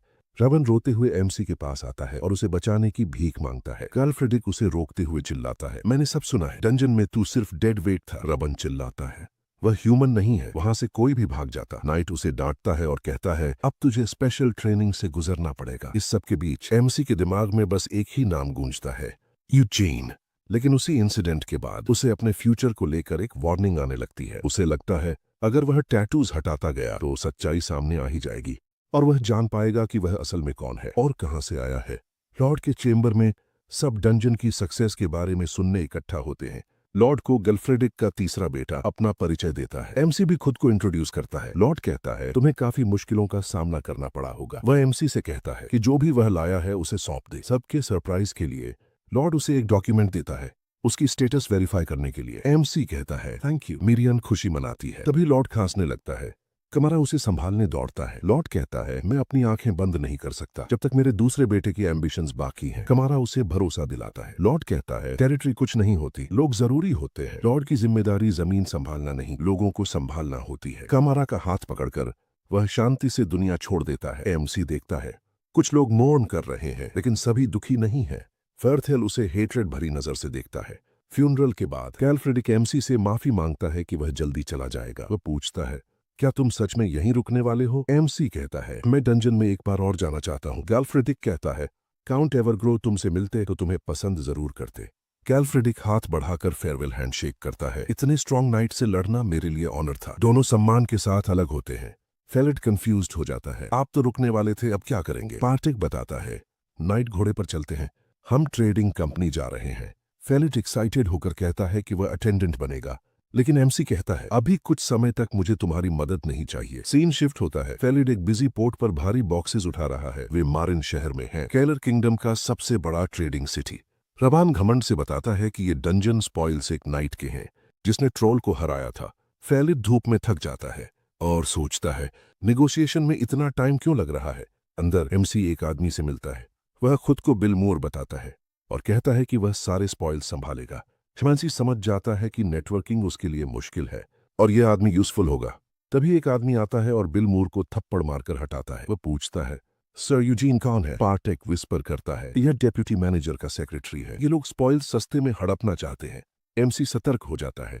वो यूजिन को कुछ डील्स ऑफर देता है लेकिन एमसी की कोल्ड ग्लेयर से सेक्रेटरी डर जाता है। वह घबरा कर कहता है वाइस मैनेजर खुद डील संभालेंगे। वह माफी मांगता है और भाग जाता है। बिल मूर इमोशनल होकर कहता है आपने मेरे लिए ऑफर ठुकरा दिया। वह फुल सपोर्ट देने का प्रॉमिस करता है। एमसी स्माइल करता है और डील एक्सेप्ट करता है। दूसरी तरफ सेक्रेटरी डेप्यूटी मैनेजर से माफी मांग रहा होता है। वाइस मैनेजर विकेट स्माइल के साथ कहती है नाइट प्राइड की वजह से परेशानी पैदा करते हैं, हम मर्चेंट्स हैं, हम अपने तरीके से बदला लेंगे। वह कहती है उसे ऐसा गिफ्ट दो जिसे वह मना न कर सके। फेलिट शॉक्ड होता है जब उसे पता चलता है कि वह यहीं रुकेगा। एमसी कंफर्म करता है बिल मूर को सारा सामान बेचना है। फेलिट उदास होकर पूछता है क्या मेरी स्किल्स इनफ नहीं है? एमसी उससे पूछता है तुम्हें पता है स्क्वायर का असली रोल क्या होता है? फेलिट चुप हो जाता है, फिर जवाब देता है कि एक स्क्वायर का रोल होता है अपने नाइट की जिंदगी और लड़ाई दोनों में मदद करना। इस पर हमारा एमसी समझाता है कि उसका काम है उसकी डेली लाइफ का ध्यान रखना और एक स्क्वायर के तौर पर उसकी सबसे बड़ी रिस्पॉन्सिबिलिटी है आइटम्स को बेचना और पैसा कमाना। वह उसे यह भी कहता है कि बिल मूर से डिटेल्स डिस्कस करे और बिजनेस के बारे में सीखे। फेलिट को अब समझ आ जाता है कि अगर एमसी नहीं होता तो वह कब का मर चुका होता। रिवॉर्ड के तौर पर एमसी वादा करता है कि जब उनके पास ज्यादा पैसे होंगे तो वह उसे फाइट करना सिखाएगा। वह यह भी कहता है कि एक दिन फेलिट भी उसकी बैटल्स में उसकी मदद करेगा। ये सुनकर फेलिट की आंखों में आंसू आ जाते हैं। वह मुस्कुराते हुए ऑर्डर एक्सेप्ट करता है और पूरी निष्ठा से उसका कमांड ओबे करने की कसम खाता है। सब कुछ सेटल होने के बाद वे आखिरकार मारिन सिटी की सड़कों पर निकल पड़ते हैं। थोड़ी शॉपिंग के बाद एक वेंडर उन्हें गुड बाय कहता है और वे आगे बढ़ जाते हैं। एमसी सोचता है पैसा इतनी जल्दी खत्म कैसे हो जाता है। मिरियन भी कंप्लेंट करती है। तभी पार्टेक कुछ इंटरेस्टिंग देखता है। उनके सामने शॉप विंडो में एक शानदार प्लेट आर्मर चमक रहा होता है। पार्टेक कहता है यह हर नाइट का सपना होता है लेकिन एमसी बस यही सोचता है यह बहुत महंगा है। मर्सनरी समझाता है कि यह ऐसा आइटम है जो इतना एक्सपेंसिव होता है कि जनरेशंस तक पास डाउन किया जाता है। तभी रबान दौड़ता हुआ आता है और घबराहट में एमसी को पुकारता है।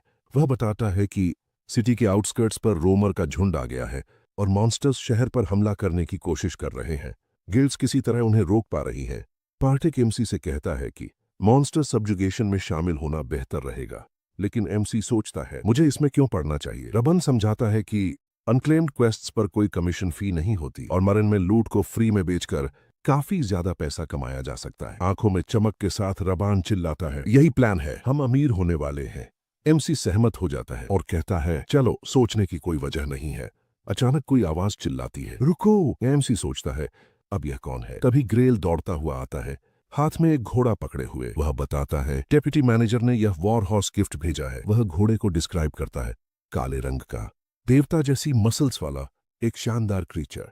एमसी सस्पिशियस होकर पूछता है, ये गिफ्ट सच में मेरे लिए है? ग्रेल उसकी नजर से घबरा जाता है और हकलाते हुए कहता है, हमें बदले में कुछ नहीं चाहिए। एमसी अपनी ठंडी लाल आंखों से उसे घूरता रहता है। डरा हुआ सेक्रेटरी कहता है, हाँ, ये सिर्फ गुडविल का छोटा सा टोकन है। बिना वक्त गंवाए एमसी घोड़ा ले लेता है और कहता है, डेप्यूटी मैनेजर को थैंक्स कह देना। मिरियन एक्साइटेड होकर कहती है, जल्दी करो, हंट से ढेर सारा पैसा कमाना है। रमन घोड़े की स्पीड देखकर शॉक हो जाता है और पूछता है, अब क्या करें? पार्टिक चिल्लाकर अपने लोगों से कहता है, भागो, एमसी के पीछे बैटल में चलो। सीन शिफ्ट होता है। सिटी के आउटस्कर्ट्स पर फॉरेस्ट में कुछ गॉब्लिन्स दिखाई देते हैं। एक मॉन्स्टर साइड में देखता है, जैसे उसे कुछ अजीब महसूस हुआ हो। उसी पल एमसी अपने काले घोड़े पर तेज रफ्तार से जंगल चीरता हुआ आता है। बैटलफील्ड पहुंचते ही वह एक मॉन्स्टर को रास्ते में ही मार गिराता है। मिरियन एक्साइटेड होकर पूछती है, कहीं अटैक बहुत बड़ा तो नहीं है?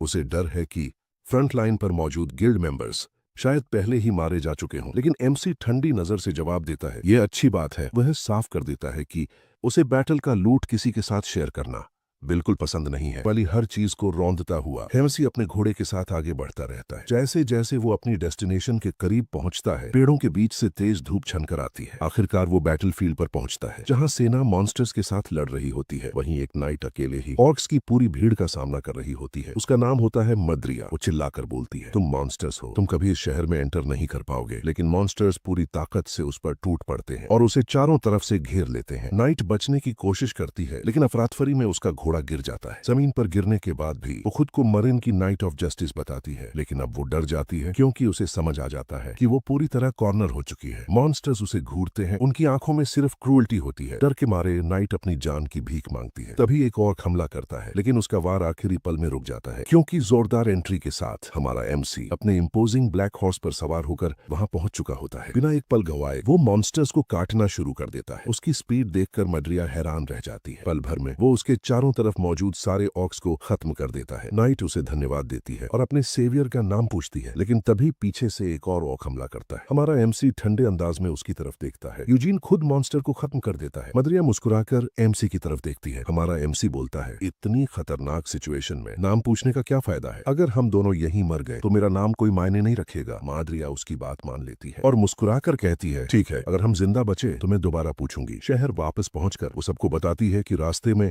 सैकड़ों गॉब्लिन्स ने हमला किया था। वो गर्व से बताती है कि आखिरी पल में एक नाइट ने बिना हिचकिचाए सब मॉन्स्टर्स को खत्म कर दिया और इस तरह मरिन शहर को बचा लिया गया। एक आदमी पूछता है, वो नाइट कौन था? सीरियस एक्सप्रेशन के साथ वो नाम बताती है, चैन यूजीन। ये नाम सुनते ही सब लोग चौंक जाते हैं। ये वही नाइट था जिसने डंजन क्लियर किया था। भीड़ पागल हो जाती है और पूरे शहर में उसका नाम गूंजने लगता है, जैन यूजीन, जैन यूजीन। एक खिड़की से ये सब देखता हुआ एक आदमी बोलता है, पूरा शहर उसी का नाम चिल्ला रहा है। वो होता है लुइस पेलिन, मरिन का मेयर। वो डर जाता है कि यूजीन को कंट्रोल करना मुश्किल हो जाएगा। मेयर अपनी ग्रैंडडॉटर प्रिचेला से पूछता है कि क्या इस सब को ऐसे ही छोड़ देना चाहिए? प्रिचेला मुस्कुराकर बोलती है, नाइट की ऑनर जितनी ऊंची होती है उसका गिरना उतना ही भयानक होता है। फिर वो पूछती है, क्या आपने यूजीन के अटेंडेंट के बारे में सुना है? वो बताती है कि वो लड़का असल में हाउस ट्राइविन का इलेजिटिमेट सन है। मेयर सब समझ जाता है। प्रिचेला बताती है कि यूजीन पैसा कमाना चाहता है ताकि उस हिडन हेयर को सपोर्ट कर सके। अगर ऐसा हुआ तो वो फ्यूचर हेड ऑफ हाउस ट्राइविन से कनेक्शन बना सकते हैं। मेयर उसकी तारीफ करता है और यूजीन को गिफ्ट भेजने का फैसला करता है। वो प्रिचेला को रिकमेंडर बनाता है और वो उसका धन्यवाद करती है। रात में मर्चेंट गिल्ड की बिल्डिंग पर चांदनी पड़ती है। प्रिचेला एक कप उठाकर सोचती है, प्यासा इंसान पानी ही ढूंढता है। वो बोलती है, मर्चेंट के लिए सक्सेस का सिर्फ एक ही रास्ता होता है। विकेड स्माइल के साथ वो कहती है, कुआं खोदो और इंतजार करो। उसी वक्त हमारा एमसी अनजान बना अपनी डेस्टिनेशन की तरफ बढ़ रहा होता है। दरवाजा खुलता है और प्रिचेला उसका इंतजार कर रही होती है। वो मुस्कुराकर मारिन के सेवियर का स्वागत करती है। नई आर्मर में हमारा एमसी अपना परिचय देता है। प्रिचेला उस आर्मर की तारीफ करती है जो आयरन और ओगर बोन से बनी होती है। एमसी कहता है, ये अगला डंजन आसान बना देगी। वो धन्यवाद देता है और बोलता है कि उसके लोगों को अच्छा खाना और लॉजिंग की वजह से अब वो ज्यादा हेल्थी है। प्रिचेला कहती है कि वो बदले में कुछ नहीं चाहती, लेकिन जैसे ही वो प्रपोजल देने वाली होती है एमसी उठकर जाने लगता है। वो कहता है, डंजन सप्रेशन के बाद मिलेंगे और ये भी कि उनका कॉन्ट्रैक्ट यहीं खत्म होता है क्योंकि उनका कॉन्ट्रैक्ट सिर्फ डंजन के बाय प्रोडक्ट्स तक है। ये सुनते ही प्रिचेला भड़क जाती है। वो चिल्लाकर बोलती है, रुको। वो expensive armour, war horse, luxury meals गिनवाती है और धमकी देती है और कहती है, क्या तुम इतना भी नहीं जानते इस दुनिया में हर चीज की कीमत होती है? लेकिन हमारा एमसी ठंडी नजर से बस उसे देखता रहता है। वो कहता है, तुमने वो चीजें दी जो मैंने मांगी ही नहीं, अब तुम पेमेंट चाहती हो? उसकी लाल आंखें चमकती हैं। वो चेतावनी देता है, क्या एक मेयर मर्चेंट मुझे धमका रहा है? ये सुनकर प्रिचेला टूट जाती है। पार्टेक माफी मांगते हुए बोलता है, शायद आपने किसी और तरीके से रिलेशनशिप बिल्ड करने की कोशिश की होती तो बात यहाँ तक ना आती। वो झुककर माफी मांगती है और कॉन्ट्रैक्ट जारी रखने का वादा करती है। वो समझ जाती है कि ये नाइट बहुत ज्यादा डेंजरस है, इसलिए वो अपनी स्ट्रेटेजी बदलने का फैसला करती है। हमारा एमसी बोलता है, ठीक है मैं सुन सकता हूँ, लेकिन ऑफर इतना अच्छा होना चाहिए कि मेरा टाइम जस्टिफाई हो। फॉरेस्ट में मिरियान आर्मर को कूल बताती है। पार्टेक एमसी की तारीफ करता है कि उसने इतना बड़ा डील क्रैक किया है। वो बताता है कि ट्रेडिंग कंपनी पूरे एम्पायर में फैली हुई है, अनलिमिटेड डंजन एक्सेस, बहुत बड़ा ऑफर है। तभी एक नया मर्सनरी ताना मारता है, फ्लैशी आर्मर किसी को नाइट नहीं बनाती, और सवाल करता है, क्या तुम्हें तलवार पकड़नी भी आती है? मिरियन उस कमेंट से इरिटेट हो जाती है, लेकिन हमारा प्रोटैगोनिस्ट उस प्रोवोकेशन को कंप्लीटली इग्नोर कर देता है। तभी अचानक कमारा वहां आता है और कहता है कि हमारा एमसी बिल्कुल सही टाइम पर पहुंचा है। वो उसे लॉर्ड ट्राइविन कहकर बुलाता है और हमारा एमसी भी उसे ग्रीट करता है। कमारा बताता है कि उसके भाई ने डंजन के लिए नए मर्सनरीज हायर किए हैं। उसे याद आता है कि पुराना ग्रुप भी काफी अनप्लेजेंट था, जो कि वुल्व्स के हाथों मारा गया था। नए मर्सनरीज भी हर तरह से उन्हीं जैसे लग रहे हैं। इसी वजह से डंजन सब्जुगेशन के लिए वो चाहता है कि हमारा एमसी ही कमांडर बने। तभी ग्रुप का लीडर बीच में बोल पड़ता है और ग्लेयर देते हुए पूछता है, अगर ये डंजन में मारा गया तो इसका मतलब ये है कि अगला कमांडर मैं बन सकता हूँ। ये सुनकर मर्सनरीज शॉक हो जाते हैं। रमन गुस्से में चिल्लाता है कि ये सेंसलेस ब्लास्फेमी है, लेकिन लीडर ठंडे लहजे में बोलता है, हमें स्वीट बातें करना पसंद नहीं। ये पिकनिक नहीं है, डंजन है। यहाँ ह्यूमन लाइफ की कोई वैल्यू नहीं होती। वर्स्ट केस के लिए रेडी रहना नेचुरल है। स्माइल के साथ हमारा एमसी उस आदमी को घूरता है जो कमांडर शब्द बोलते बोलते अटक जाता है। यूजीन कामली बोलता है, अगर मैं मर गया तो ये बॉल्ड हेडेड जर्क कमांड संभाल लेगा। मिरियान उस आदमी की तरफ इशारा करते हुए उसे कमीना बोलती है। हमारा एमसी कहता है कि उसे सब कुछ पहले से पता है। वो जानता है कि ये पूरा सेटअप जेलस वर्थिल का है। प्लान साफ है, डंजन के अंदर मर्सनरीज से उसे मरवाना। लेकिन विकेट ग्रिन के साथ हमारा एमसी सोचता है सब कुछ रूइन करना मजेदार होगा। डंजन के अंदर मिरियान अपनी मैजिक इस्तेमाल करती है और हमारा एमसी फाइट के लिए रेडी हो जाता है। बिना एक पल वेस्ट किए वो आगे चार्ज करता है और गॉब्लिन्स को तलवार से काटना शुरू कर देता है। वो एजिलिटी के साथ मूव करता है, रास्ते में आने वाले कई मॉन्स्टर्स को गिरा देता है। एक ही वार में वो एक और गॉब्लिन को ढेर कर देता है और अकेले आगे बढ़ता रहता है। उसकी तलवार सीधे मॉन्स्टर के सिर को चीर देती है। मर्सनरी लीडर अब समझ जाता है कि उसकी रेप्यूटेशन एग्जैजरेशन नहीं थी। हमारा एमसी फ्रंट लाइन पर अकेले ही दर्जनों एनिमीज को काट रहा होता है। वो एक जायंट शील्ड की तरह लगता है जो सबको सिक्योरिटी का एहसास देता है। लीडर डिसाइड करता है कि उसे एक ओपनिंग का इंतजार करना होगा। उसके पॉइजन ब्लेड से सिर्फ एक स्क्रैच ही काफी है। हमारा एमसी सबको चेतावनी देता है, मिड लेवल मॉन्स्टर्स आने वाले हैं। वो साफ कहता है सिर्फ वही लोग फॉलो करें जिन्हें खुद पर भरोसा है। मर्सनरी लीडर बोलता है, अगर कमांडर जा रहा है तो हम भी जाएंगे। लेकिन जैसे ही रबन आगे बढ़ते हैं, पार्टेक उन्हें रुकने को कहता है। पार्टेक सरप्राइज्ड होकर सोचता है कि एमसी के दिमाग में कुछ और ही प्लान है। हमारा एमसी अकेले केव की डार्कनेस में आगे बढ़ता है। उसे याद आता है कि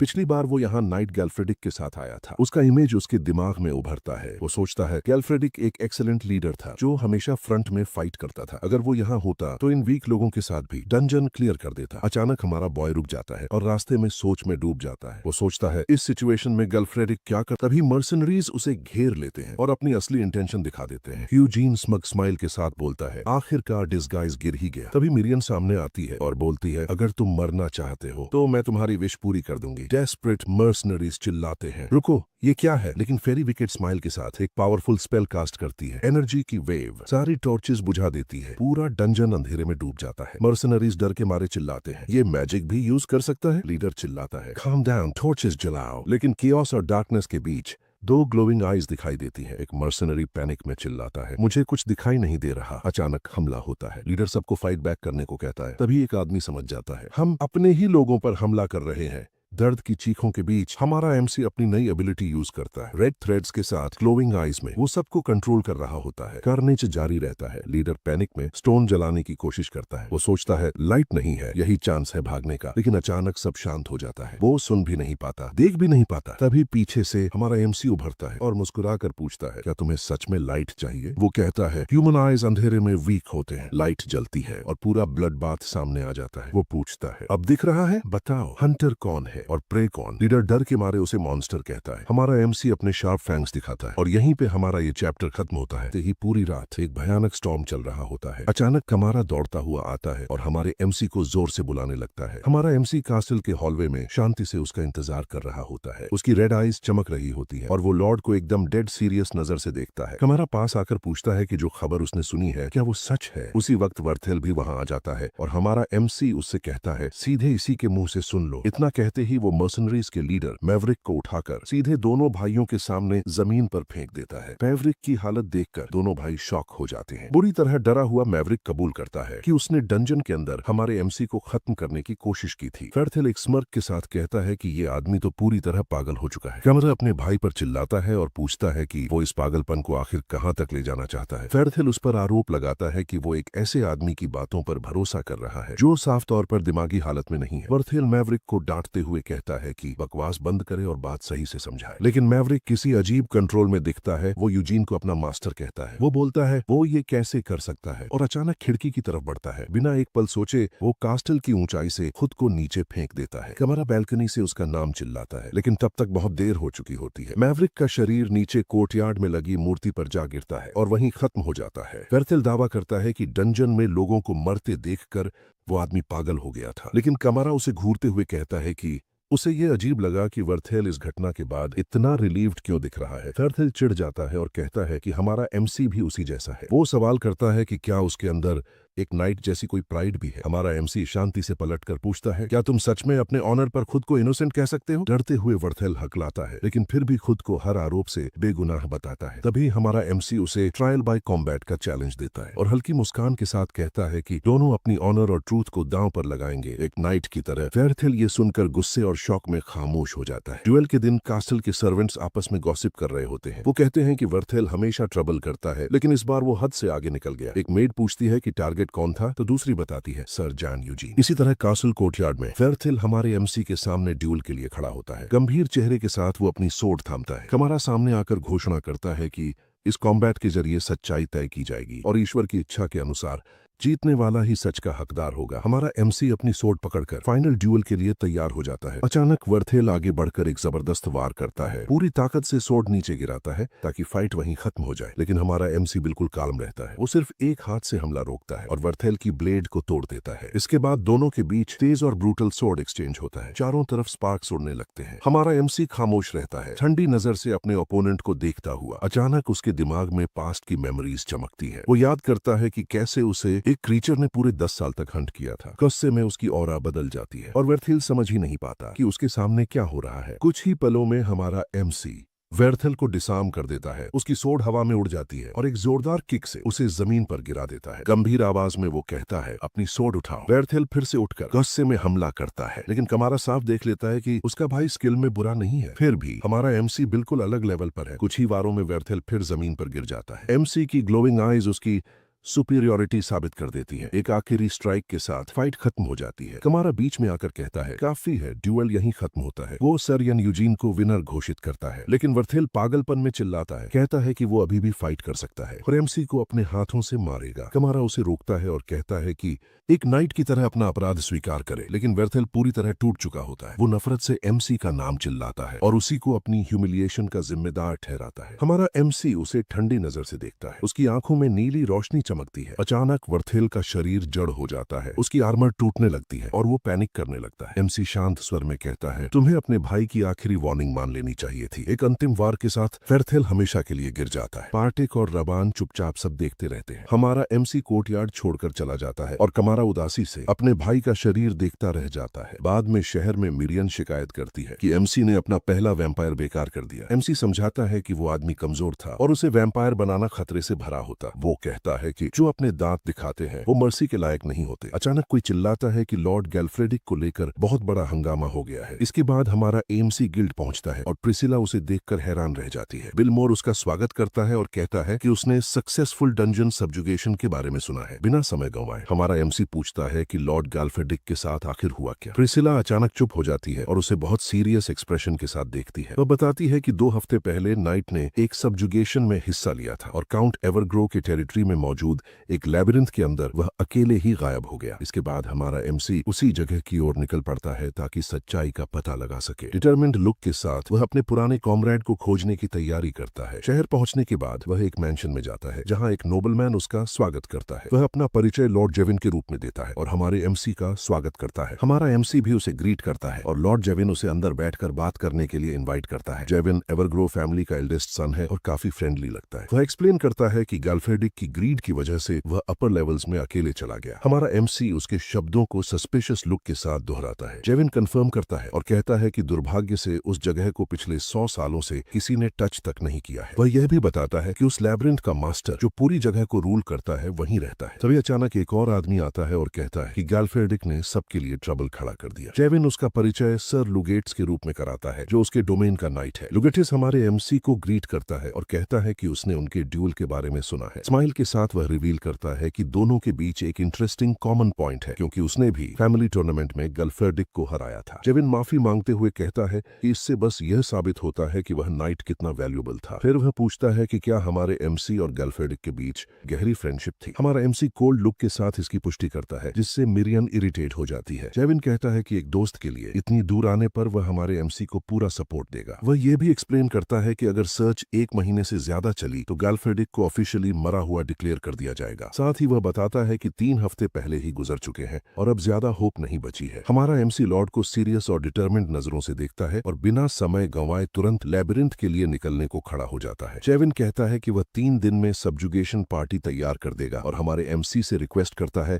कि वह थोड़ी रेस्ट लेकर लॉन्ग जर्नी से रिकवर कर ले। हमारा एमसी उसे धन्यवाद देता है और कहता है कि उसे एक और चीज चाहिए और वह यह भी बताता है कि उन्होंने एक मेज हायर कर ली है जो सर्च में मदद करेगी। शहर वापस आकर मिरियन कंप्लेन करती है कि गैल्फेडिक बहुत ह्यूज दिखता है और काफी गूफी लगता है। वह जेविन पर भी नाराज होती है और कहती है कि उसमें बिल्कुल मैनर्स नहीं है। हमारा एमसी सोचता है कि इस पूरी कहानी में एक नहीं बल्कि कई चीजें फिशी हैं। उसे याद आता है कि गैल्फेडिक जल्द ही एक टाइटल रिसीव करने वाला था और उसके पास ऐसा रिस्क लेने की कोई वजह नहीं थी और उसने एक हल्की सी स्माइल के साथ यूजिन को उसके साथ चलने का इनविटेशन भी दे दिया ताकि वह अच्छा इंप्रेशन बना सके। हमारा MC sudden change of plans को समझ नहीं पाता और न ही यह कि उसे फिर से टेस्ट क्यों किया जा रहा है। उसे पता है कि वह नाइट ऐसा इंसान नहीं था जो सिर्फ एक पल की ग्रीड के लिए इतना बड़ा रिस्क ले। तभी अचानक एक आदमी चिल्लाता है कि मिसाया आ रहा है और उसकी आवाज सबका ध्यान खींच लेती है। वह कहता है प्रोफेसी के मुताबिक विक्ट्री की गॉडेस इस जमीन को नष्ट करने के लिए उतरेगी और डिजास्टर की शुरुआत हो चुकी है क्योंकि लैब्रिंथ के पास जानवर मरने लगे हैं। मिरियन को तब एहसास होता है कि वे लोग हमारे एमसी की ही बात कर रहे हैं और वह कंफ्यूज्ड हो जाती है। वह आदमी फिर चिल्लाता है कि सब लोग फ्लैश और ब्लड का सैक्रिफाइस दें क्योंकि तभी मेसाय उतरेगा और इस टेंटेड लैंड को बचाएगा। मिरियन इस पूरे सीन को बकवास बताती है और हमारा एमसी कहता है कि सिटी का माहौल कुछ ज्यादा ही ऑफ लग रहा है। तभी एक यंग मैन उसे एक पेपर पकड़ाता है और कहता है कि बिलीव करो क्योंकि गॉड्स गुस्से में है। हमारा एमसी फ्लायर पेपर है जिसमें डाइंग एनिमल्स और क्रम्बलिंग लैब्रिंथ के बारे में लिखा होता है। वह सोचता है कि क्या यह सब मॉन्स्टर्स का काम है और गैल्फेडिक आखिर अकेले अंदर क्यों गया था। बिना समय गंवाए वह मिरियन से कहता है कि वे अभी इसी वक्त लैब्रिंथ की तरफ निकल रहे हैं। वह एक मेज को ढूंढता है और साफ कह देता है कि 3 दिन बहुत ज्यादा है, वे अकेले ही जाएंगे। तभी एक मेज कहती है कि उसने कभी नहीं सोचा था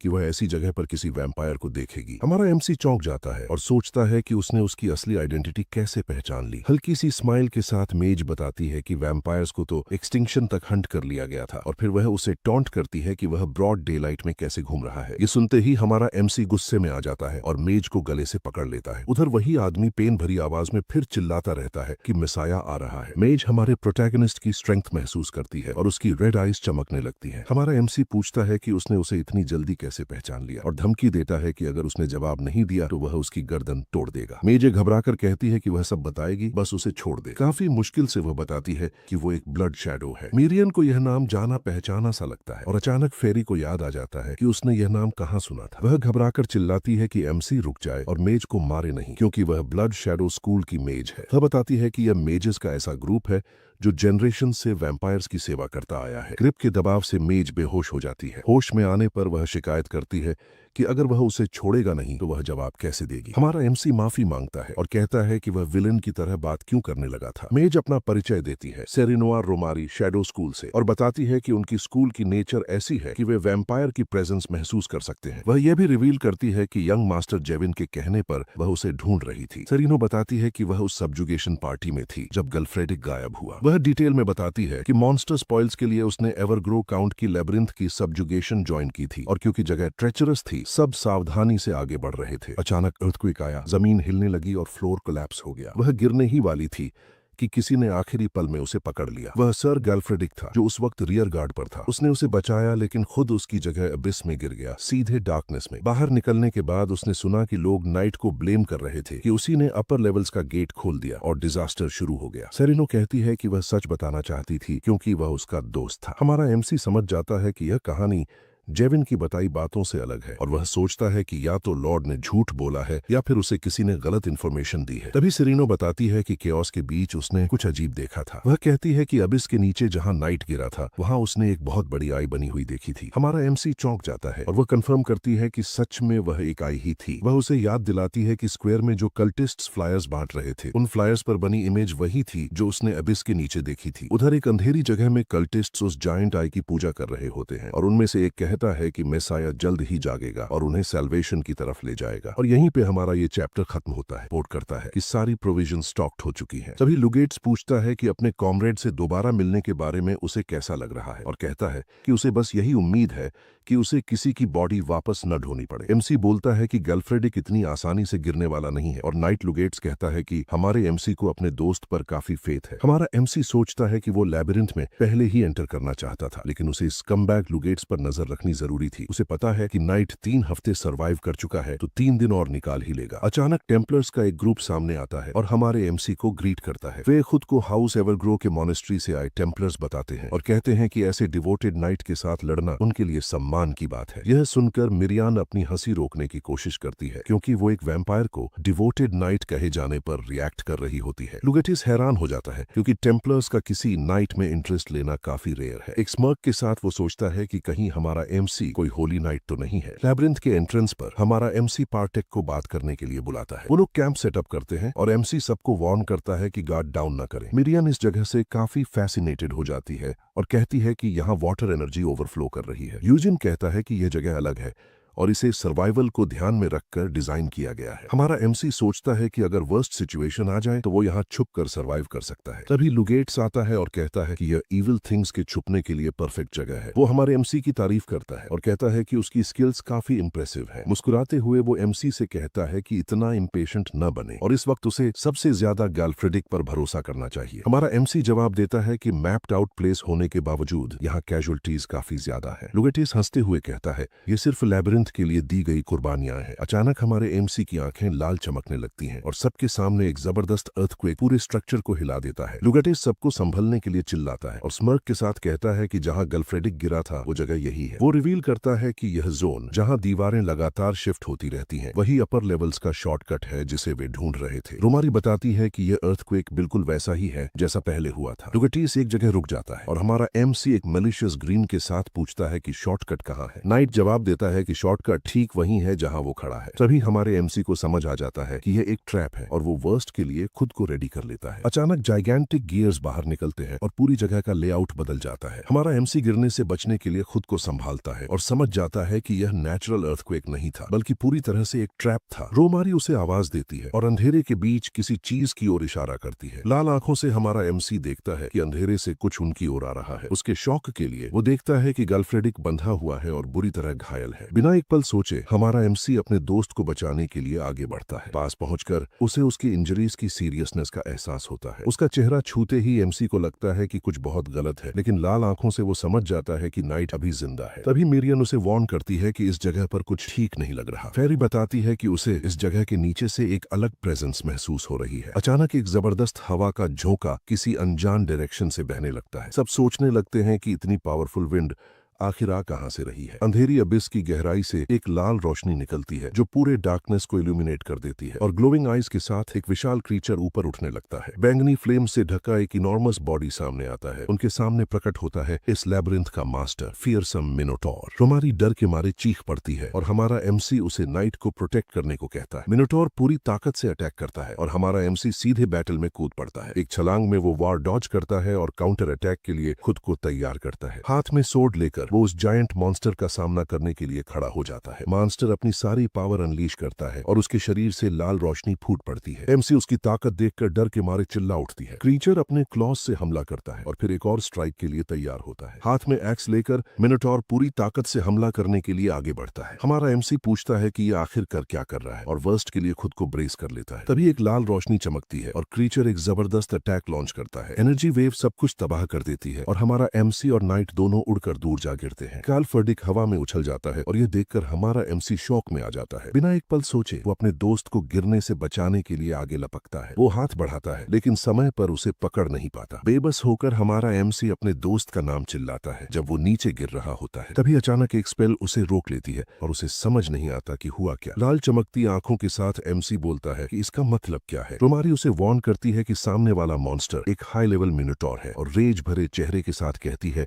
कि अगर कोई वैम्पायर भी इसे हेड ऑन फेस करे तो एलिमिनेट हो जाएगा। हमारा एमसी तेज नुकीले दांत दिखाते हुए उसे घूरता है और रोमारी पर अपनी डैगर रेडी कर लेता है। दोनों सीरियस एक्सप्रेशन के साथ आमने सामने खड़े हो जाते हैं। हमारा एमसी कहता है कि उसने लाइन क्रॉस कर दी है और उसे नाम लेकर बुलाता है। रोमारी माफी मांगते हुए कहती है कि वो किसी वैम्पायर को यूं सीधे मौत में कूदते हुए नहीं देख सकती थी और मिनोटॉर पर हेड ऑन अटैक करने में जीत की चांस लगभग ना के बराबर है। वो जोड़ती है कि अगर वो नाइट को बचाना चाहता है तो उसे कूल हेड रखना होगा। मेज सोचती है कि क्या यह लेब्रिंथ इतना बड़ा भी है कि एक माइनोटॉर को हाउस कर सके। तभी हमारा एमसी दीवार पर उभरती एक नीली रोशनी की ओर देखता है। लुगाटिस कहता है कि उसे नहीं पता था कि मेज अर्थ मैजिक भी यूज कर सकती है। वो जोड़ता है कि रोमारी गैल्फर्डिक की वजह से बची और उसे एक वीर्डो कहता है। रोमारी गुस्से में उसे घूरती है और प्योर हेट्रेड के साथ उसका नाम पुकारती है। उसे याद आता है कि सब कुछ कितनी तेजी से हुआ था और वो गिल्ट से भर जाती है। गुस्से भरी आंखों के साथ हमारा एमसी रियलाइज करता है कि इस सब के लिए वही जिम्मेदार है और उसी ने गैल्फर्डिक को इस हालत में पहुंचाया। लुगेट्स कहता है कि वो तो बस उसे उसके दोस्त को दिखाने लाया था कि वो उससे कितना प्यार करता है। वो हमारे एमसी को पकड़ता है और उस पर रूड होने का इल्जाम लगाता है। तभी हमारा एमसी एक स्ट्रेंज ऑरा सेंस करता है और उसकी लाल आंखें बताती हैं कि कुछ बहुत गलत है। वो पूरी ताकत के साथ नाइट से अपना हाथ छूटा लेता है। हमारा एमसी नोटिस करता है और उसी पल लुगेट्स के हाथ पर बना एक अजीब टैटू चमक उठता है। एमसी समझ जाता है कि यह मॉन्स्ट्रस स्ट्रेंथ असल में उसकी नहीं है। हमारी एक्सप्लेन करती है नाइट के शरीर से एक पर्पल ऑरा निकलने लगती है जब वो इनहेरिटेड पावर यूज करता है। वो एक्सप्लेन करती है कि यह क्रेस्ट इनहेरिटेड पावर देता है और यह फॉरबिडन मैजिक है क्योंकि इसमें नॉन ह्यूमन बीइंग्स से ह्यूमंस में पावर ट्रांसफर की जाती है। लुगेट्स कहता है कि फॉरबिडन मैजिक बस पावर मोनोपोलाइज करने वालों की वर्ड प्ले है। वो दावा करता है कि डिस्पेयर आने पर सर्वाइव करने वाले चुने हुए लोग वही हैं। हमारा एमसी कहता है कि उसने गैल्फर्डिक को हराने के लिए किसी और की पावर चुराई और फिर ऐसे घमंड किया जैसे वो स्किल उसकी अपनी हो। मलिशियस ग्रिन के साथ हमारा एमसी कहता है कि वो सबसे पहले उसे उसकी औकात याद दिलाएगा। दोनों आमने सामने टकराते हैं और हमारे एमसी के शरीर से लाल ऑरा फूट पड़ती है। दोनों एनर्जीज कोलाइड करती हैं और एक जबरदस्त एक्सप्लोजन पूरी जगह को हिला देता है। रोमारी इस पावर को देखकर हैरान रह जाती है और सोचती है कि क्या कोई नॉर्मल वैम्पायर इतनी एनर्जी इमिट कर सकता है। लुगाटिस स्मर्क करते हुए कहता है कि वो अकेला नहीं था जो अपनी पावर छुपा रहा था। एक जबरदस्त पंच के साथ वो हमारे एमसी पर पूरी ताकत से हमला करता है। लुगाटिस पलटवार करता है और लड़ाई के दौरान उसके शरीर से पर्पल ऑरा निकलने लगती है। नाइट वॉर्न करता है कि इस बैटल में वो बिल्कुल भी होल्ड बैक नहीं करेगा। लो की ताकत से रोमारी दूर जा गिरती है और दर्द में चीख उठती है। लुगाटिस कहता है कि लेब्रिंथ के सारे ट्रैप्स अब सामने आ चुके हैं और विकेड स्माइल के साथ हमारे एमसी से कहता है कि वो चुपचाप गिर जाए। हमारा एमसी रोमारी का नाम चिल्लाता है और अटैक के लिए खुद को तैयार कर लेता है। मेज अपनी मैजिक यूज करके एक शील्ड बनाती है जो हमारे एमसी को ऊपर फेंक देती है। लुगेट्स गंभीर और डिटर्मिन्ड नजर से हमारे एमसी को घूरता है। लाल आंखों के साथ हमारा लड़का फाइनल शोडाउन के लिए तैयार हो जाता है। नाइट एक दीवार के पीछे छुपकर हमारे एमसी को ऑब्जर्व करता है। एमसी सोर्ड से हमला करता है और नाइट के चेहरे पर वार करता है। नाइट सोचता है कि उसने उसकी ताकत के रूमर्स सुने थे लेकिन यह उसकी एक्सपेक्टेशन से कहीं ज्यादा निकली। स्मर्क करते हुए वो मानता है कि गैल्फर्डिक को बेट बनाना सही फैसला था। मलिशियस ग्रिन के साथ लुगेट्स कहता है कि अब फाइनल सैक्रिफाइस ऑफर किया जाएगा। अचानक रोमारी का मैजिक सर्कल टूट जाता है और वो दर्द से चीख उठती है। मेज वॉर्न करती है कि अब यहाँ मैजिक सर्कल काम नहीं करेगा। रोमारी पूछती है कि हमारा एमसी कहाँ जा रहा है लेकिन वो उसे इग्नोर कर देता है। गिल्ट में डूबी मेज सोचती है कि वो आखिर इस सब में शामिल ही क्यों हुई। डर के मारे वो सोचती है कि यह जगह कोई भयानक इन्फेर्नो है और काश उसने अनजान बनने का नाटक किया होता और बहुत दूर भाग गई होती। तभी अचानक वो हमारे एमसी को गैल्फर्डिक को अपनी बाहों में उठाए हुए देखती है। हमारा एमसी उस नाइट को उठाए हुए है जो बुरी तरह घायल और अनकॉन्शियस है। वो मेज से पूछता है कि क्या वो उसके दोस्त की जान बचा सकती है। वो कहती है हीलिंग मेरी स्पेशलिटी नहीं है। हमारा एमसी रोमारी को घूरते हुए कहता है कि यह उसके सवाल का जवाब नहीं था। डरी हुई मेज कुछ नहीं कह पाती और चुप रह जाती है। फिर वो कहती है कि वो अपनी पूरी कोशिश करेगी और हीलिंग मैजिक यूज करती है। अचानक मिरियन प्रकट होती है और वार्न करती है कि इस जगह से बाहर निकलने का कोई रास्ता नहीं है। वो बताती है कि यह लैब्रिंथ का एंड लगता है, एक आइसोलेटेड बॉस रूम। फेरी कहती है कि यही बात वो पहले वार्न करना चाहती थी क्योंकि यहाँ वो कुछ भी कंट्रोल नहीं कर पा रही है, यहाँ तक कि एक वाटर स्पिरिट होने के बावजूद भी। वो ये भी बताती है कि ब्लड का पूल कुछ अलग और अजीब कंसिस्टेंसी का है। हमारा एमसी उस पूल को सीरियस और सस्पिशियस नजर से देखता है और सोचता है कि क्या वही आंखें हैं जिन्हें मेज ने अबिस के नीचे देखा था। हमारा एमसी पूछता है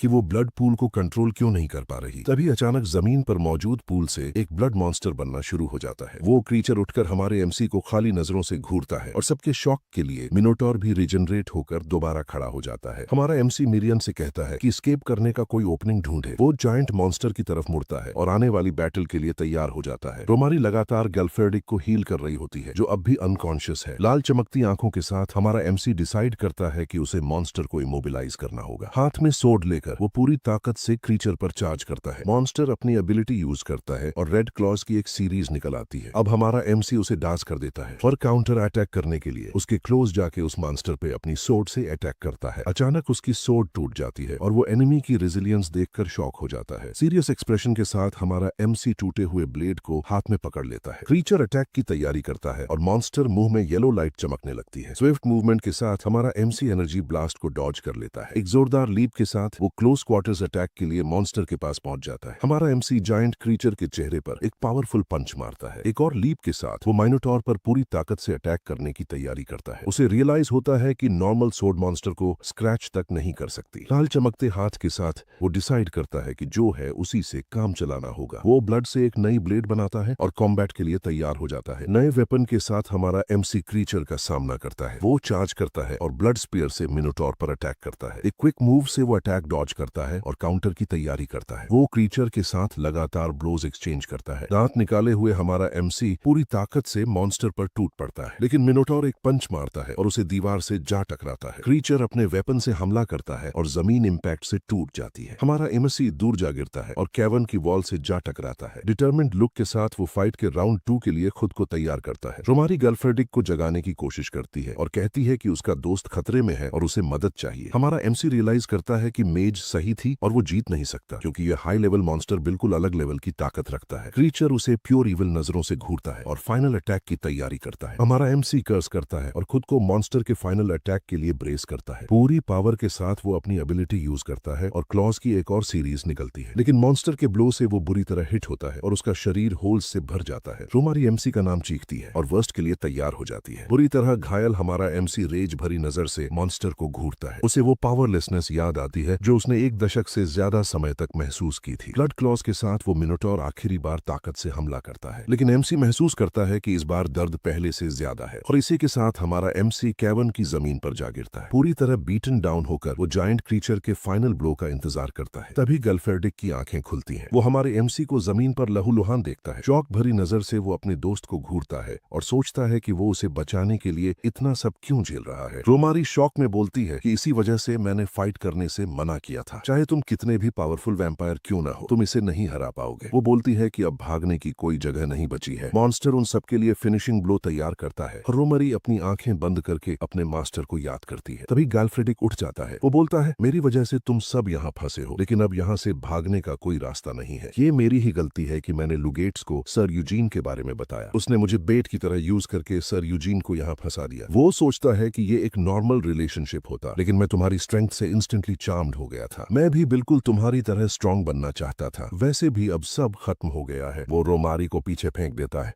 और यूजीन का नाम लेकर उससे माफी मांगता है। अगर मुझे रीइंकारनेट होने का मौका मिला तो मैं तुम्हारा नाइट बनकर सर्व करना पसंद करूंगा, मेरे दोस्त। यूजीन ये सब अपनी बुझी हुई आंखों से देख रहा होता है और अगले ही पल गुस्से में अपने दांत बाहर निकाल लेता है। अपनी वैम्पायर पावर का फुल यूज करके वो वापस उठता है और इस बार ब्लड आर्मर और हेलमेट जैसी एक नई एबिलिटी एक्टिवेट करता है। रोमारी ये देखकर शॉक हो जाती है कि सर यूजीन की बॉडी में कुछ अजीब बदलाव हो रहा है। यूजीन रैम्पेज मोड में मॉन्स्टर पर अटैक करता है। रोमारी बताती है कि आसपास के ब्लड पडल्स सर यूजीन की एबिलिटी से रिएक्ट कर रहे हैं। ये एक नॉर्मल वैम्पायर से बिल्कुल अलग पावर है। वो बोलती है, शायद आज मैंने कुछ हिस्टोरिकल विटनेस कर लिया है। यूजीन अपने हाथ में एनर्जी गैदर करके एक अटैक तैयार करता है और उस मॉन्स्टर को ऊपर से नीचे तक 2 टुकड़ों में काट देता है। लेकिन रोमारी नोटिस करती है कि पास का ब्लड पहले से शैलो हो चुका है और तभी मॉन्स्टर फिर से रिकवर हो जाता है। रोमारी को यकीन नहीं होता कि कोई हाई लेवल मॉन्स्टर इतनी जल्दी रिकवर कैसे कर सकता है। वो देखती है कि मॉन्स्टर ब्लू ऑरा के साथ एक क्राई निकालता है और सोचती है कि शायद ये लैबिरिंथ ही मॉन्स्टर को ब्लड के जरिए हील कर रहा है। यूजीन मॉन्स्टर की एक आंख पर अटैक करता है, जिससे उसकी आंख से खून बहने लगता है। मॉन्स्टर पलटवार करता है, लेकिन यूजीन उसकी दूसरी आंख पर भी अटैक कर देता है,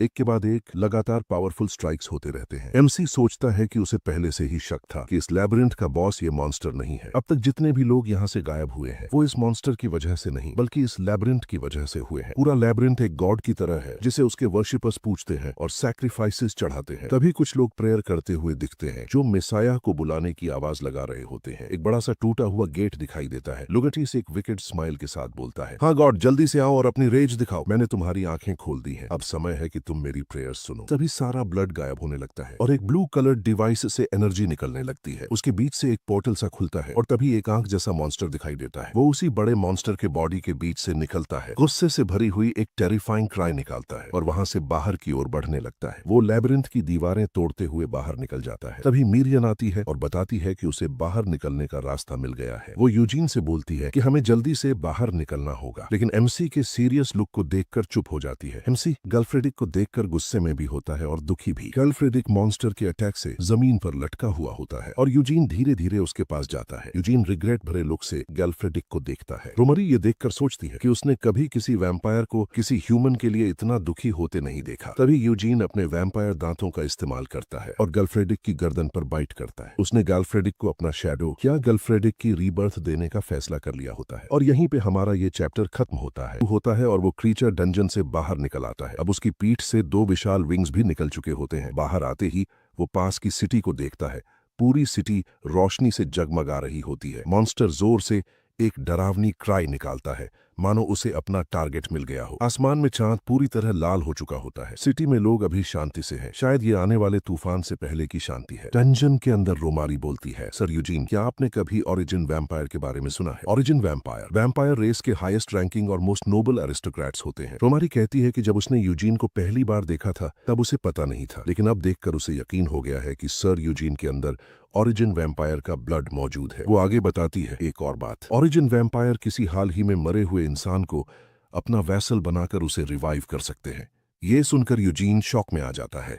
रोमारी पूछती है, क्या आप जानते हैं कि वैसल कैसे बनाया जाता है? यूजीन सोचता है, हाँ, नेक पर बाइट करके फैंग्स के जरिए अपना ब्लड इंजेक्ट करना होता है, लेकिन अगर मैंने ऐसा किया तो? तभी यूजीन बोलता है, मैंने एक बार ऐसा ट्राई किया था, लेकिन उसका माइंड हैंडल नहीं कर पाया, इसलिए मुझे उसे एक डिस्पोजेबल पॉन की तरह यूज करना पड़ा। रोमारी जवाब देती है, ये नॉर्मल ह्यूमंस के साथ हो सकता है, लेकिन सर गलफ्रेडिक के केस में सिचुएशन अलग हो सकती है। मैंने अपने मास्टर से सुना था कि अगर कोई एक्सेप्शनली स्ट्रॉन्ग मेंटल फोर्टिट्यूड वाला इंसान ओरिजिन ब्लड रिसीव करे तो वो सेल्फ डिस्ट्रक्ट नहीं करता। वो अपनी ह्यूमन फॉर्म की एबिलिटीज भी रिटेन कर सकता है। मतलब ह्यूमन फॉर्म में जितना पावरफुल वो था, वैम्पायर वसाल बनकर शायद उससे भी ज्यादा पावरफुल हो सकता है। रोमारी कहती है, एक बार ट्राई करना तो बनता है, लेकिन प्रॉब्लम यह है कि सर गलफ्रेडिक एक प्राउड नाइट है। वो वैम्पायर बनना इंसल्ट समझ सकता है और हो सकता है वो आप पर अटैक कर दे। रोमारी पूछती है, आप क्या सोचते हैं सर यूजीन? यूजीन सोचता है, मैंने कभी उसे अपनी रियल आइडेंटिटी नहीं बताई, पता नहीं वो वैम्पायर्स के बारे में क्या सोचता होगा। तभी उसे गलफ्रेडिक के साथ बिताए पुराने दिन याद आते हैं। उसके चेहरे पर साफ दिखता है वो अपना पहला दोस्त खोना नहीं चाहता। यूजीन बोलता है, लगता है मेरे पास कोई और चॉइस नहीं है, मैं सीधे इसी से पूछूंगा। यूजीन अपने नुकीले दांत निकालता है और गलफ्रेडिक की नेक पर बाइट करता है, लेकिन तभी उसे कुछ अजीब महसूस होता है। उसका ब्लड बहुत तेजी से इंजेक्ट होने लगता है और वो अपने फैंग्स बाहर भी नहीं निकाल पाता। नरेटर बताता है, रिचुअल ऑफ सक्सेशन शुरू हो चुका है। वैसल को लॉर्ड की प्रॉपर्टी माना जाएगा। ब्लड रिचुअल के तहत वैसल की सोल पूरी तरह लॉर्ड से बाइंड हो जाती है और वैसल की सारी पावर भी लॉर्ड की मानी जाती है। सिर्फ तभी सक्सेशन का प्रोसेस कंप्लीट होता है। हम देखते हैं कि गलफ्रेडिक की पूरी बॉडी से एक गहरी रेड ऑरा निकलने लगती है। तभी उसकी पूरी बॉडी से रेड एनर्जी रिलीज होने लगती है। उसकी आंखों और मुंह में एक तेज व्हाइट चमक दिखाई देती है। उसी पल डंजन के बाहर एक लाइट बीम सीधे आसमान की ओर तेजी से निकलती है, जिसकी चमक पूरा एरिया रोशन कर देती है। दूसरी तरफ सिटी में लोग अफरा तफरी में इधर उधर भाग रहे होते हैं। पूरी सिटी आग के समुंदर में बदल चुकी होती है। कुछ लोग चिल्लाते हैं, फिर तो एक रोमर है, क्या लैब्रिंथ कोलैप्स हो गया है? लोग उस मॉन्स्टर से बचने के लिए भागने की कोशिश कर रहे होते हैं। वही विशाल मिनोटॉर मॉन्स्टर भी वहीं मौजूद होता है और अपने एक ही हाथ से पूरे एरिया को साफ कर देता है। चारों तरफ सिर्फ तबाही ही तबाही मची होती है। तभी हम लुगेट्स को पास ही एक रूफ पर खड़ा देखते हैं। वह नीचे मची तबाही को देखते हुए बोलता है, लैब्रिंथ को मैंने जितनी सारी ऑफरिंग सैक्रिफाइसेस दी थी, अब उनका पेमेंट लेने का समय आ गया है। वह ठंडी मुस्कान के साथ कहता है, लोगों को कभी पता नहीं चलेगा कि ये सारी तबाही मेरे और लैब्रिंथ के सेटअप का हिस्सा है। जब सब लोग इस मिनोटॉर के अटैक से पूरी तरह होप छोड़ देंगे तभी मैं एंट्री लूंगा। वह आगे कहता है, यह उस कॉन्ट्रैक्ट का रिवॉर्ड है जो लैब्रिंथ को सैक्रिफाइसेस चढ़ाकर हासिल किया गया है, ह्यूमंस की उसी नेचर का इस्तेमाल करके कि जितना ज्यादा वे डिस्पेयर में गिरते हैं उतना ही ज्यादा वे सैल्वेशन की चाह रखते हैं, और अंत में मैं वही मेसाया बनूंगा जो सबको बचाएगा। मिनोटॉर के साथ साथ लैबिरिंथ के बाकी मॉन्स्टर्स भी अटैक के लिए आगे बढ़ने लगते हैं। तभी एक बच्चा भागते भागते गिर जाता है। उसकी माँ उसे बचाने की कोशिश करती है, लेकिन ऊपर से एक मॉन्स्टर अपने जबड़े खोलकर उन्हें खाने ही वाला होता है। तभी कोई आता है और उस मॉन्स्टर पर जोरदार हमला करता है, उसका जबड़ा बिगाड़ देता है। पता चलता है कि वो कोई और नहीं बल्कि यूजीन है। वह अपने नुकीले हाथों से मॉन्स्टर का जबड़ा पकड़ता है और एक झटके में उसे जड़ से उखाड़ देता है। माँ बेटे की आंखों में उम्मीद की एक किरण जाग उठती है, लेकिन दूसरी तरफ कोई है जिसे ये बिल्कुल भी बर्दाश्त नहीं होता। लुगाटिस ये देखकर शॉक में आ जाता है। वह सोचता है, ये हरामी यहाँ क्या कर रहा है? इसका ब्लड तो माइनोटॉर ने अब्सॉर्ब कर लिया था। उसे यकीन नहीं होता। वह बड़बड़ाता है, मैंने तो यूजीन को फाइनल सैक्रिफाइस बनाया था, इसे मर जाना चाहिए था, तो ये जिंदा वापस कैसे आ गया? क्या इसने मौत के मुंह पर अपनी पावर अवेकन कर ली? सच कहें तो लुगेट्स के कच्छे में डर के मारे पसीना आ चुका है। यूजीन ठंडे लहजे में बोलता है, तुम्हारा चेहरे पर यह अजीब सा डर कैसा है? क्या लॉर्ड जेविन को तुम्हारे इस मैस के बारे में पता है? फिर आगे कहता है, वैसे भी अब ये मैटर नहीं करता, क्योंकि अब तुम्हें अपने क्राइम की कीमत चुकानी होगी, बिल्कुल अभी और यहीं। तभी लुगेट्स के पीछे से गैल्फ्रेडिक उड़ता हुआ आता है अपने पंच के साथ। उसकी आंखें एक शिकारी की तरह चमक रही होती हैं। लुगेट्स किसी तरह डॉज कर लेता है, लेकिन गैल्फ्रेडिक अपनी नई पावर से उस पूरी बिल्डिंग को एक ही झटके में उड़ा देता है। लुगेट्स उसकी तरफ डर भरी मुस्कान के साथ देखता है, क्योंकि उसे पता होता है अब उसके लगने वाले हैं। गैल्फ्रेडिक भी मुस्कुराते हुए कहता है, क्या तुमने मुझे मिस नहीं किया? वह अपने नुकीले हाथों और ईविल स्माइल के साथ बोलता है, तो क्या तुम हिसाब चुकता करने के लिए रेडी हो? उसकी आंखों में रेड ऑरा चमक रही होती है। फिर वो ठंडे लहजे में कहता है, क्योंकि अब तुम्हें कोई नहीं बचा पाएगा लुगाटिस। और यहीं पर हमारा ये चैप्टर खत्म होता है। चैप्टर की शुरुआत होती है और हम देखते हैं कि यूजीन उस मॉन्स्टर से फाइट कर रहा होता है। नीचे अपनी जान बचाकर भाग रहे लोग देखते हैं कि कोई उस मॉन्स्टर से टकरा रहा है। वो नोटिस करते हैं रेड आइज और ब्लैक आर्मर। क्या ये सर यूजीन है? गांव वाले चीयर करने लगते हैं और उसकी जीत के लिए प्रेयर करते हैं। तभी उनमें से एक बोलता है, ये आदमी तो भगवान का भेजा हुआ मेसाया है, इसे हेवन से सिर्फ हमें बचाने के लिए ही भेजा गया है। लोग चिल्लाते हैं, क्या वो प्रोफेसी सच है? तभी हम देखते हैं कि यूजीन मॉन्स्टर की चेस्ट पर बनी आंख पर अटैक करता है और एक जबरदस्त रेड एनर्जी सर्ज होता है। यूजीन अपने नुकीले हाथ उसमें गड़ा देता है और एक ही झटके में उसके आर पार निकल जाता है। मॉन्स्टर की पूरी बॉडी से चारों तरफ रेड एनर्जी फैलती हुई दिखती है और इसी तरह यूजीन आखिर में उस मॉन्स्टर को हरा देता है। गांव वाले खुशी मना रहे होते हैं, जबकि यूजीन अपनी आंखों में एक कोल्ड लुक लिए चुपचाप खड़ा रहता है। दूसरी तरफ हम देखते हैं कि मॉन्स्टर के मरने के बाद लुगेट्स के हाथ की क्रेस्ट गायब होने लगती है। वो दर्द से कराहता हुआ नीचे गिर जाता है। उसके बिलीवर्स चिल्लाते हैं, हमारा गॉड हार गया। वो भागने लगते हैं, कैलामिटी आने वाली है। दर्द में कराहता हुआ लुगेट्स चिल्लाता है, फॉलोअर्स रुको, मैंने गॉड्स की पावर इनहेरिटेड की है, मैं इस न्यू एज का गॉड बनूंगा। वो अपनी तलवार से पास खड़े गैल्फ्रेडिक पर अटैक करता है, लेकिन गैल्फ्रेडिक बीच में ही उसे पकड़ लेता है। गैल्फ्रेडिक तलवार को अपने हाथों से चकनाचूर कर देता है और कोल्ड लुक के साथ बोलता है, अब क्या हुआ? अब तुम्हारी वो मॉन्स्टरस स्ट्रेंथ कहाँ गई? लुगाटिस सोचता है, क्या ये हमेशा से ही इतना पावरफुल था? तभी पीछे से यूजीन आ जाता है। गैल्फ्रेडिक बोलता है, मास्टर मुझे ऑर्डर दो। यूजीन लाल चमकती आंखों के साथ कहता है, बिना किसी को छोड़े सबको मार दो। ये सुनते ही लुगेट्स वहां से भागने लगता है और गैल्फ्रेडिक उसका पीछा करता है। भागते हुए लुगेट्स बड़बड़ाता है, ये सेंस नहीं बनता, ऐसा होना ही नहीं चाहिए था, मैं तो फिनिश लाइन के पास था। तभी उसके सामने गैल्फ्रेडिक जंप करके आ जाता है। एक क्रेजी स्माइल के साथ वो कहता है, सर लुगेट्स, भागने की इतनी जल्दी क्या है? अभी तो तुम्हें मुझे धोखा देने की प्राइस भी पे करनी है। लुगेट्स डिस्पेयर भरी आवाज में बोलता है, मुझे पता था तुम दोनों, यूजीन और तुम, इंसान नहीं हो। इसके बाद पूरे गांव में सिर्फ लुगेट्स और उसके फॉलोअर्स की चीखें ही गूंजती हैं। बताया जाता है कि उस एक रात की नाइटमेयर के बाद लुगाटिस के चर्चे पूरे एवरग्रो टेरिटरी में फैल जाते हैं। यूजीन एक हीरो बन जाता है जिसने उस टेरिटरी को बचाया। वो जहां भी जाता है फूलों से उसका स्वागत होता है, लेकिन यूजीन को इससे कोई फर्क नहीं पड़ता। वो सिर्फ अपने दोस्त गैल्फ्रेडिक के जिंदा होने से खुश था। सीन शिफ्ट होता है। हम देखते हैं मिरियन, जो गैल्फ्रेडिक से चिपक कर उसके गायब होने का दुख जता रही होती है। गैल्फ्रेडिक पूछता है, अब ये कौन है? यूजीन बोलता है, ये कोई है जो हमेशा मुझे फॉलो करती रहती है। मिरियन खुद को इंट्रोड्यूस करती है, मैं कोई चीज नहीं हूं, मैं एक ग्रेट वाटर स्पिरिट लेडी मिरियन हूं। वो इतना बोलती ही है कि यूजीन उसे पकड़ लेता है और बोलता है, ये काफी अनोइंग है और बहुत ज्यादा बोलती है, लेकिन इसके भी कुछ फायदे हैं। नॉर्मल ह्यूमंस इसे नहीं देख सकते, लेकिन तुम लोग मेरे इतने क्लोज हो इसलिए शायद अब तुम इसे देख पा रहे हो। वो गल्फ्रेडिक की तरफ देखकर कहता है, स्पेशली तुम, क्योंकि अब तुम मेरे रिटेनर बन चुके हो। यूजीन कहता है, अब से तुम सिर्फ एनिमल ब्लड पियोगे। मुझे तो महीने में सिर्फ 1 या 2 बार ही मॉन्स्टर ब्लड चाहिए, लेकिन पता नहीं तुम्हारे लिए ये कितना होगा। गैल्फ्रेडिक पूछता है, तो क्या अब मुझे वैम्पायर होने की वजह से सनलाइट भी अवॉइड करनी पड़ेगी?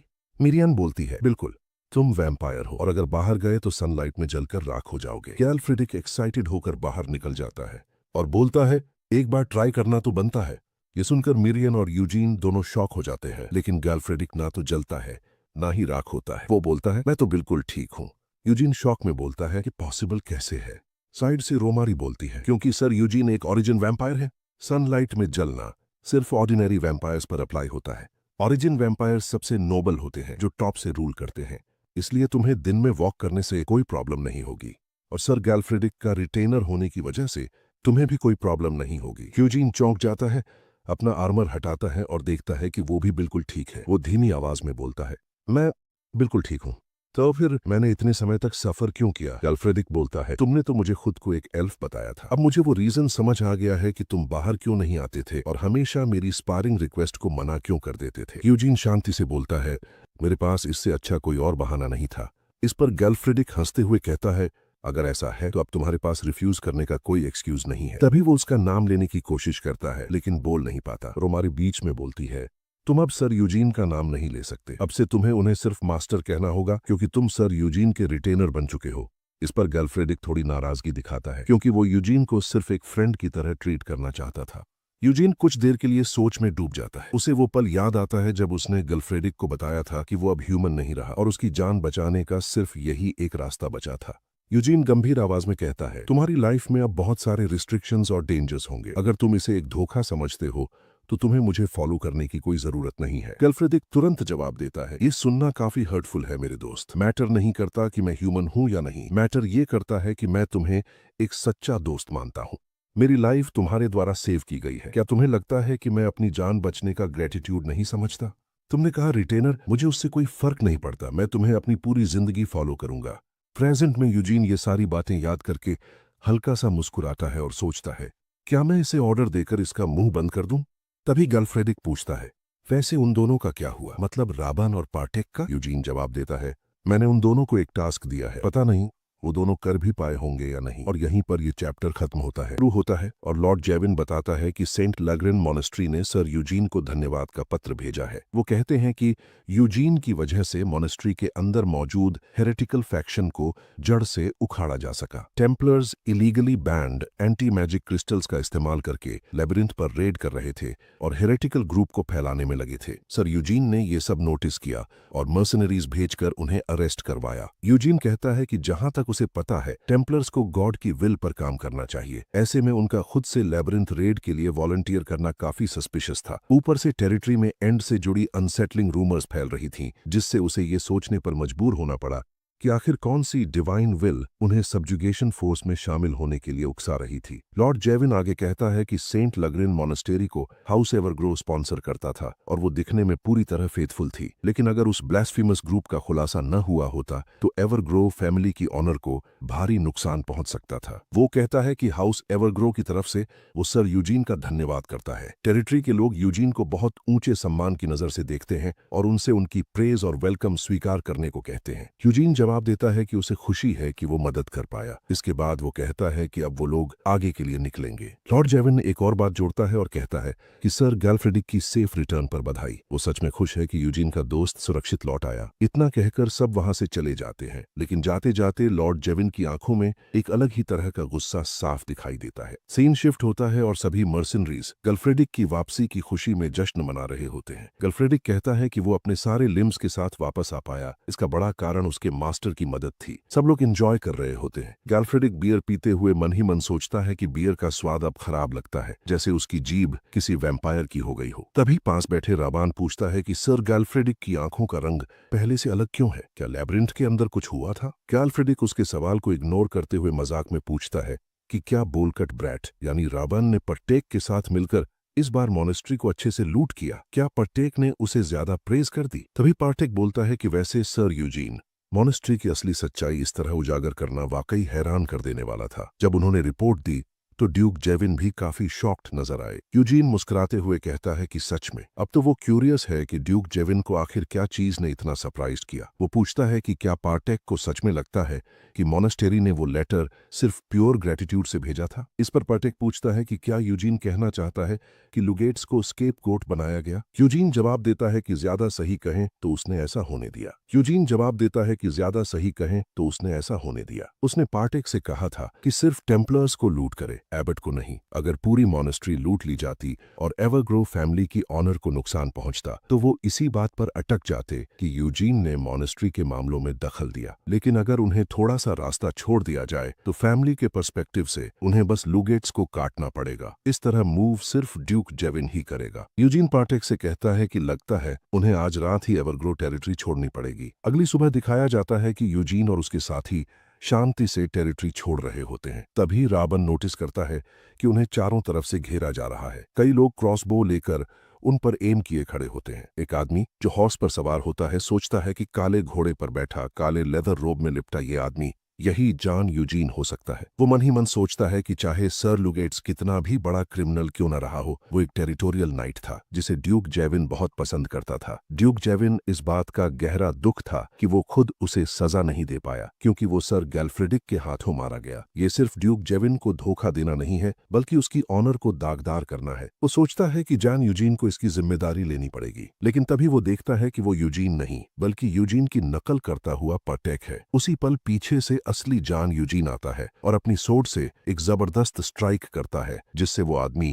पूरी तरह डिसबैलेंस हो जाता है। यूजीन सबको आदेश देता है कि सब लोग रुक जाओ और फाइट के लिए तैयार हो जाओ। जिस काट में देखने से लग रहा था कि कोई सामान ले जाया जा रहा है, उसी में से अचानक यूजीन के मर्सनरीज अपने हथियार लेकर बाहर निकल आते हैं। घोड़े पर सवार लोग पीछे हटने की कोशिश करते हैं, लेकिन तभी पीछे से गैल्फ्रेडिक अपनी सोर्ड लिए आ जाता है। तभी उन्हें समझ आता है कि वो लोग यूजीन को घेर कर मारने आए थे, लेकिन उल्टा यूजीन ने ही उन्हें चारों तरफ से घेर लिया है। पार्टेक सबके हाथ बांध देता है और उन्हें घुटनों के बल बैठा देता है। गैल्फ्रेडिक यूजीन की तारीफ करते हुए कहता है कि ये एक बेहतरीन टैक्टिक था। मास्टर, आपकी सोर्ड्समैनशिप भी अब काफी क्लीन हो गई है। वो आगे कहता है कि माउंटेड सोर्ड्समैनशिप के लिए सेबर सबसे अच्छा चॉइस होता है। आपने ये सब कब सीख लिया? यूजीन जवाब देता है कि ये सब उसने गैल्फ्रेडिक से ही सीखा है। मन ही मन वो सोचता है कि वो झूठ नहीं बोल रहा। उस वक्त जब उसने अपना ब्लड गैल्फ्रेडिक के शरीर में इंजेक्ट किया था, गैल्फ्रेडिक के सारे स्किल्स और एक्सपीरियंसेस उसके दिमाग में आ गए थे। उसी समय उसके कानों में एक आवाज भी सुनाई दी थी, लेकिन वो आवाज आखिर किसकी थी? तभी पकड़ा हुआ नाइट मकॉले गुस्से में बोलता है कि सर गैल्फ्रेडिक, ड्यूक जेविन का अपमान करने के बाद भी आपको शर्म नहीं आ रही? टेरिटोरियल नाइट बनने की रिकमेंडेशन को आपने फेवर नहीं समझा। डंजन में अपनी लैक ऑफ स्किल की वजह से लगभग मर गए और अब उसका ब्लेम सर लुगेट्स पर डाल रहे हो। यूजीन उसे तिरछी नजर से घूरता है। गैल्फ्रेडिक हल्के अंदाज में बोलता है, ओह सर मैकॉले, कैसे हैं आप? यूजीन ठंडे लहजे में कहता है कि तुम सब यहाँ मरने की तैयारी करके आए थे, है ना? मैं तुम में से सिर्फ एक को जिंदा छोड़ूंगा जो वापस जाकर बताएगा। तभी गैल्फ्रेडिक बीच में बोलता है, रुकिए मास्टर, इन्हें प्रिजनर्स की तरह रखना कैसा रहेगा? भले ही ये दुश्मन हो, लेकिन बहादुरी से लड़ने वालों की इज्जत करना एक पुरानी परंपरा है। और सबसे जरूरी बात, अगर हम रैंसम मांगेंगे तो पैसा भी मिलेगा। यूजीन बिना भाव बदले कहता है, मतलब जब तक इनके लिम्स इंटैक्ट रहें तब तक सब ठीक है। ठीक है, फिर मैं ध्यान रखूंगा कि इनके जॉइंट्स डैमेज ना हो। इसके बाद जंगल में सिर्फ उनकी चीखों की आवाज गूंजती है। कुछ देर बाद हम देखते हैं कि प्रॉपर डोज मिलने के बाद वो सब अच्छे से चमक रहे होते हैं। फ्राइसिला कहती है कि चिंता मत कीजिए सर यूजीन, इस तरह लॉजिंग का खर्च आराम से निकल आएगा। यूजीन उसे बाद में बताता है कि वो उनका रैंसम ड्यूक जेविन से वसूलेंगे। वो चाहे जैसे दिखें, लेकिन वो टेरिटोरियल नाइट्स हैं, इसलिए उनकी कीमत काफी होगी। यूजीन अपना आर्मर उतार कर देता है और कहता है कि इसे रिपेयर कर दो। कहते थे कि ड्रैगन फैंग्स भी इसे पियर्स नहीं कर सकते, लेकिन ये तो एक स्क्यूअर से ही छेद दिया गया। वो आगे जोड़ता है कि साथ ही सर गैल्फ्रेडिक के लिए भी आर्मर का एक नया सेट बना देना। ये सुनकर गैल्फ्रेडिक खुश हो जाता है। यूजीन उससे कहता है, बिल्कुल, अब तुम मेरे आदमी हो तो कम से कम इतनी डिग्निटी तो मेंटेन करनी ही चाहिए। फ्राइसेला मन ही मन सोचती है कि उसे लोगों को पहचानने की अच्छी नजर है। सोचो, उसने फेमस सर गैल्फ्रेडिक को रिक्रूट कर लिया। वैसे भी वो हर बार ढेर सारा लूट लाता है, तो आर्मर के 2-4 सेट क्या मायने रखते हैं। कस्टमर बेनिफिट्स में कंजूसी नहीं करनी चाहिए। वो यूजीन से पूछती है, सर यूजीन, अगर आपको बुरा ना लगे तो क्या मैं पूछ सकती हूँ कि आपने अगला डेस्टिनेशन क्या तय कर लिया है। यूजीन जवाब देता है कि फिलहाल उसका plan higher level dungeon areas को क्लियर करने पर फोकस करने का है। ट्राइसेला हल्की सी मुस्कान के साथ कहती है, बड़े सपनों के लिए हमेशा ज्यादा पैसे चाहिए होते हैं। एक गैम्बलिंग डेन है जिसे मैं जानती हूँ। आपका क्या ख्याल है सर यूजीन? और यहीं पर यह चैप्टर खत्म होता है। चैप्टर शुरू होता है और लॉर्ड जेविन काफी गुस्सा होता है। वो बोलता है कि एवरग्रो के नाइट्स एक सिंगल नाइट को भी हैंडल नहीं कर पाए और प्रिजनर्स की तरह पकड़े गए। वो सोचता है, मुझे पता था कि यूजीन लूगेट्स से स्ट्रॉन्गर है, लेकिन उम्मीद नहीं थी कि वो इतना ज्यादा स्ट्रांग होगा। क्या मुझे ये सब ऐसे ही छोड़ देना चाहिए जबकि उसने मेरे टेरिटोरियल नाइट को मारा है? तभी उसकी नजर पास में पड़े एक मैप पर जाती है और उसे एक आइडिया आता है। वो सोचता है कि उसे पलीन ट्रेडिंग कंपनी ने इंट्रोड्यूस किया था, है ना? तो उसकी अगली डेस्टिनेशन डीमन रियल्म होगी, जो पलीन ट्रेडिंग कंपनी से ही कॉन्ट्रैक्टेड है। और अब जो बचे हुए डीमन रियल्म है जो पलीन ट्रेडिंग कंपनी से कॉन्ट्रैक्टेड है, वो बिल्कुल ऑब्वियस है। वो अंदाजा लगाता है कि वो अब कल्सबागिन पेनिनसुला की फिलिया रुइंस जा रहा होगा। सीन शिफ्ट होता है और एक बोट दिखाई जाती है। उस पर से गल्फ्रेडिक की आवाज आती है। वो यूजीन को बता रहा होता है कि कार्ल्सबागिन पेनिनसुला पर लगभग कैलर सेंट्रल चर्च का कोई इन्फ्लुएंस नहीं है। मार्किस आर्चिबोल्ड, जो कभी उस पेनिनसुला पर रूल करता था, एक फैनेटिक था और टायरेनिकल रूल के बाद पावर से गिर गया। इसीलिए वहां की सिचुएशन बेहद कॉम्प्लिकेटेड है। वो आगे बताता है कि कार्ल्सबागिन का बिशप भी जैसे ही मार्किसेट कोलैप्स हुआ भाग गया और उसने लोगों का ट्रस्ट पूरी तरह खो दिया। यूजीन जवाब देता है कि ये तो एक अच्छी बात है। तभी मिरियन बताती है कि उनकी मेज यानी रोमरी की हालत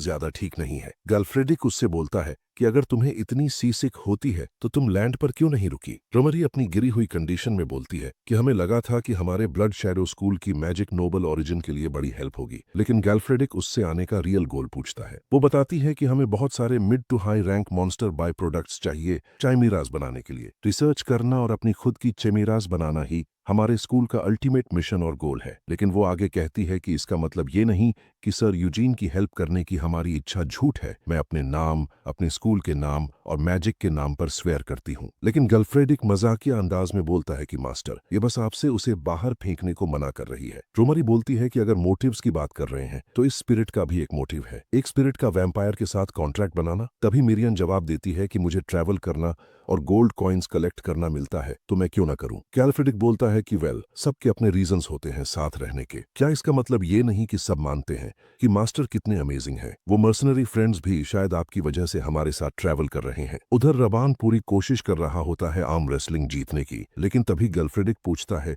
कि वैसे मास्टर आपका गोल क्या है? मुझे नहीं लगता मैंने कभी सीरियसली सुना है। यूजीन सोचता है, गोल? हाँ, मेरे सिर्फ 2 गोल्स हैं, मेमोरीज और रिवेंज। वो सोचता है कि अपनी सारी मेमोरीज रिकवर करना और ये जानना कि मैं सच में क्या था, और अपनी पिछली लाइफ की तरह मिजरेबल मौत से बचने के लिए मुझे रेड मैना स्टोन्स का यूज करके स्ट्रॉन्गर बनना होगा। खासकर जब वो होली नाइट जिसने मुझे मारा था और केलर किंगडम सेंट्रल चर्च लगातार वैम्पायर्स को परसिक्यूट करते हैं, तो मैं एक पल के लिए भी गार्ड डाउन नहीं कर सकता। गल्फ्रेडिक कुछ देर शांति से यूजीन को देखता रहता है, फिर बोलता है कि अगर आप नहीं बताना चाहते तो मत बताइए। ऑनेस्टली मुझे फर्क नहीं पड़ता आपका गोल क्या है। आपकी वजह से मैं एक नई लाइफ जी रहा हूँ। अब आगे बहुत सारी इंटरेस्टिंग चीजें होंगी, राइट? मैं इसका इंतजार कर रहा हूँ। यूजीन उससे पूछता है कि क्या तुम स्टेटस में राइज नहीं करना चाहते थे? गल्फ्रेडिक जवाब देता है कि यही तो राइजिंग इन स्टेटस है। एक नाइट बैटल के जरिए ऑनर परस्यू करता है, सनलाइट एंजॉय करते हुए ट्रैवल करना। इससे बेहतर क्या होगा? अगर मैं मर गया होता तो इस ब्रिलियंट वॉयज की जगह आफ्टर लाइफ की ग्लूमी रिवर में बह रहा होता। फिर वो बोलता है, मास्टर, आपका गोल ही मेरा गोल है। आप जहां जाएंगे, जो भी करेंगे, मैं आपके साथ रहूंगा। तभी मिरियन भी कहती है कि सर यूजीन, मुझे गोल्ड कॉइन्स भी पसंद है, लेकिन आपके साथ रहना उससे कहीं बेटर है। लेकिन हम गोल्ड कलेक्ट करते रहेंगे और एक गोल्डन कास्टल भी बनाएंगे, है ना? इसके बीच रोमरी भी कहती है कि मैं भी जितनी मदद कर सकूंगी करूंगी, लेकिन बदले में हमें plenty of monster byproducts दीजिएगा। यूजीन उसे कहता है कि वो तुम्हारे कॉन्ट्रीब्यूशन पर डिपेंड करेगा। यूजीन मन में सोचता है कि ये ट्रबलसम है, लेकिन लगता है अब ऐसे लोग बढ़ेंगे जिन्हें मुझे प्रोटेक्ट करना होगा। लेकिन ये अजीब बात है, ये ट्रबल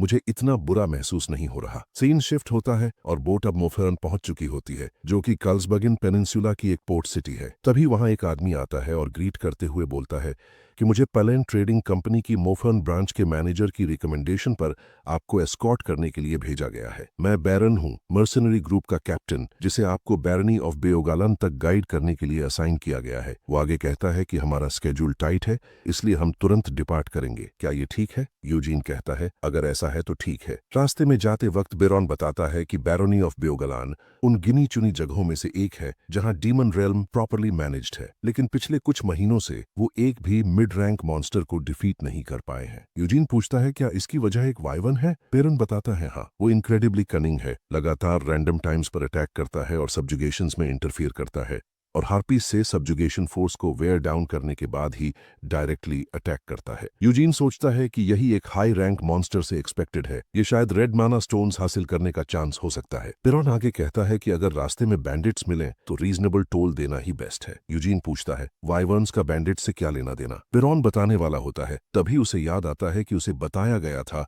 कि जो नाइट आ रहा है उसे पर्सनली डेप्यूटी ब्रांच मैनेजर प्राइसेला ने भेजा है, इसलिए उसे केयरलेसली ट्रीट करने की कोशिश भी मत करना।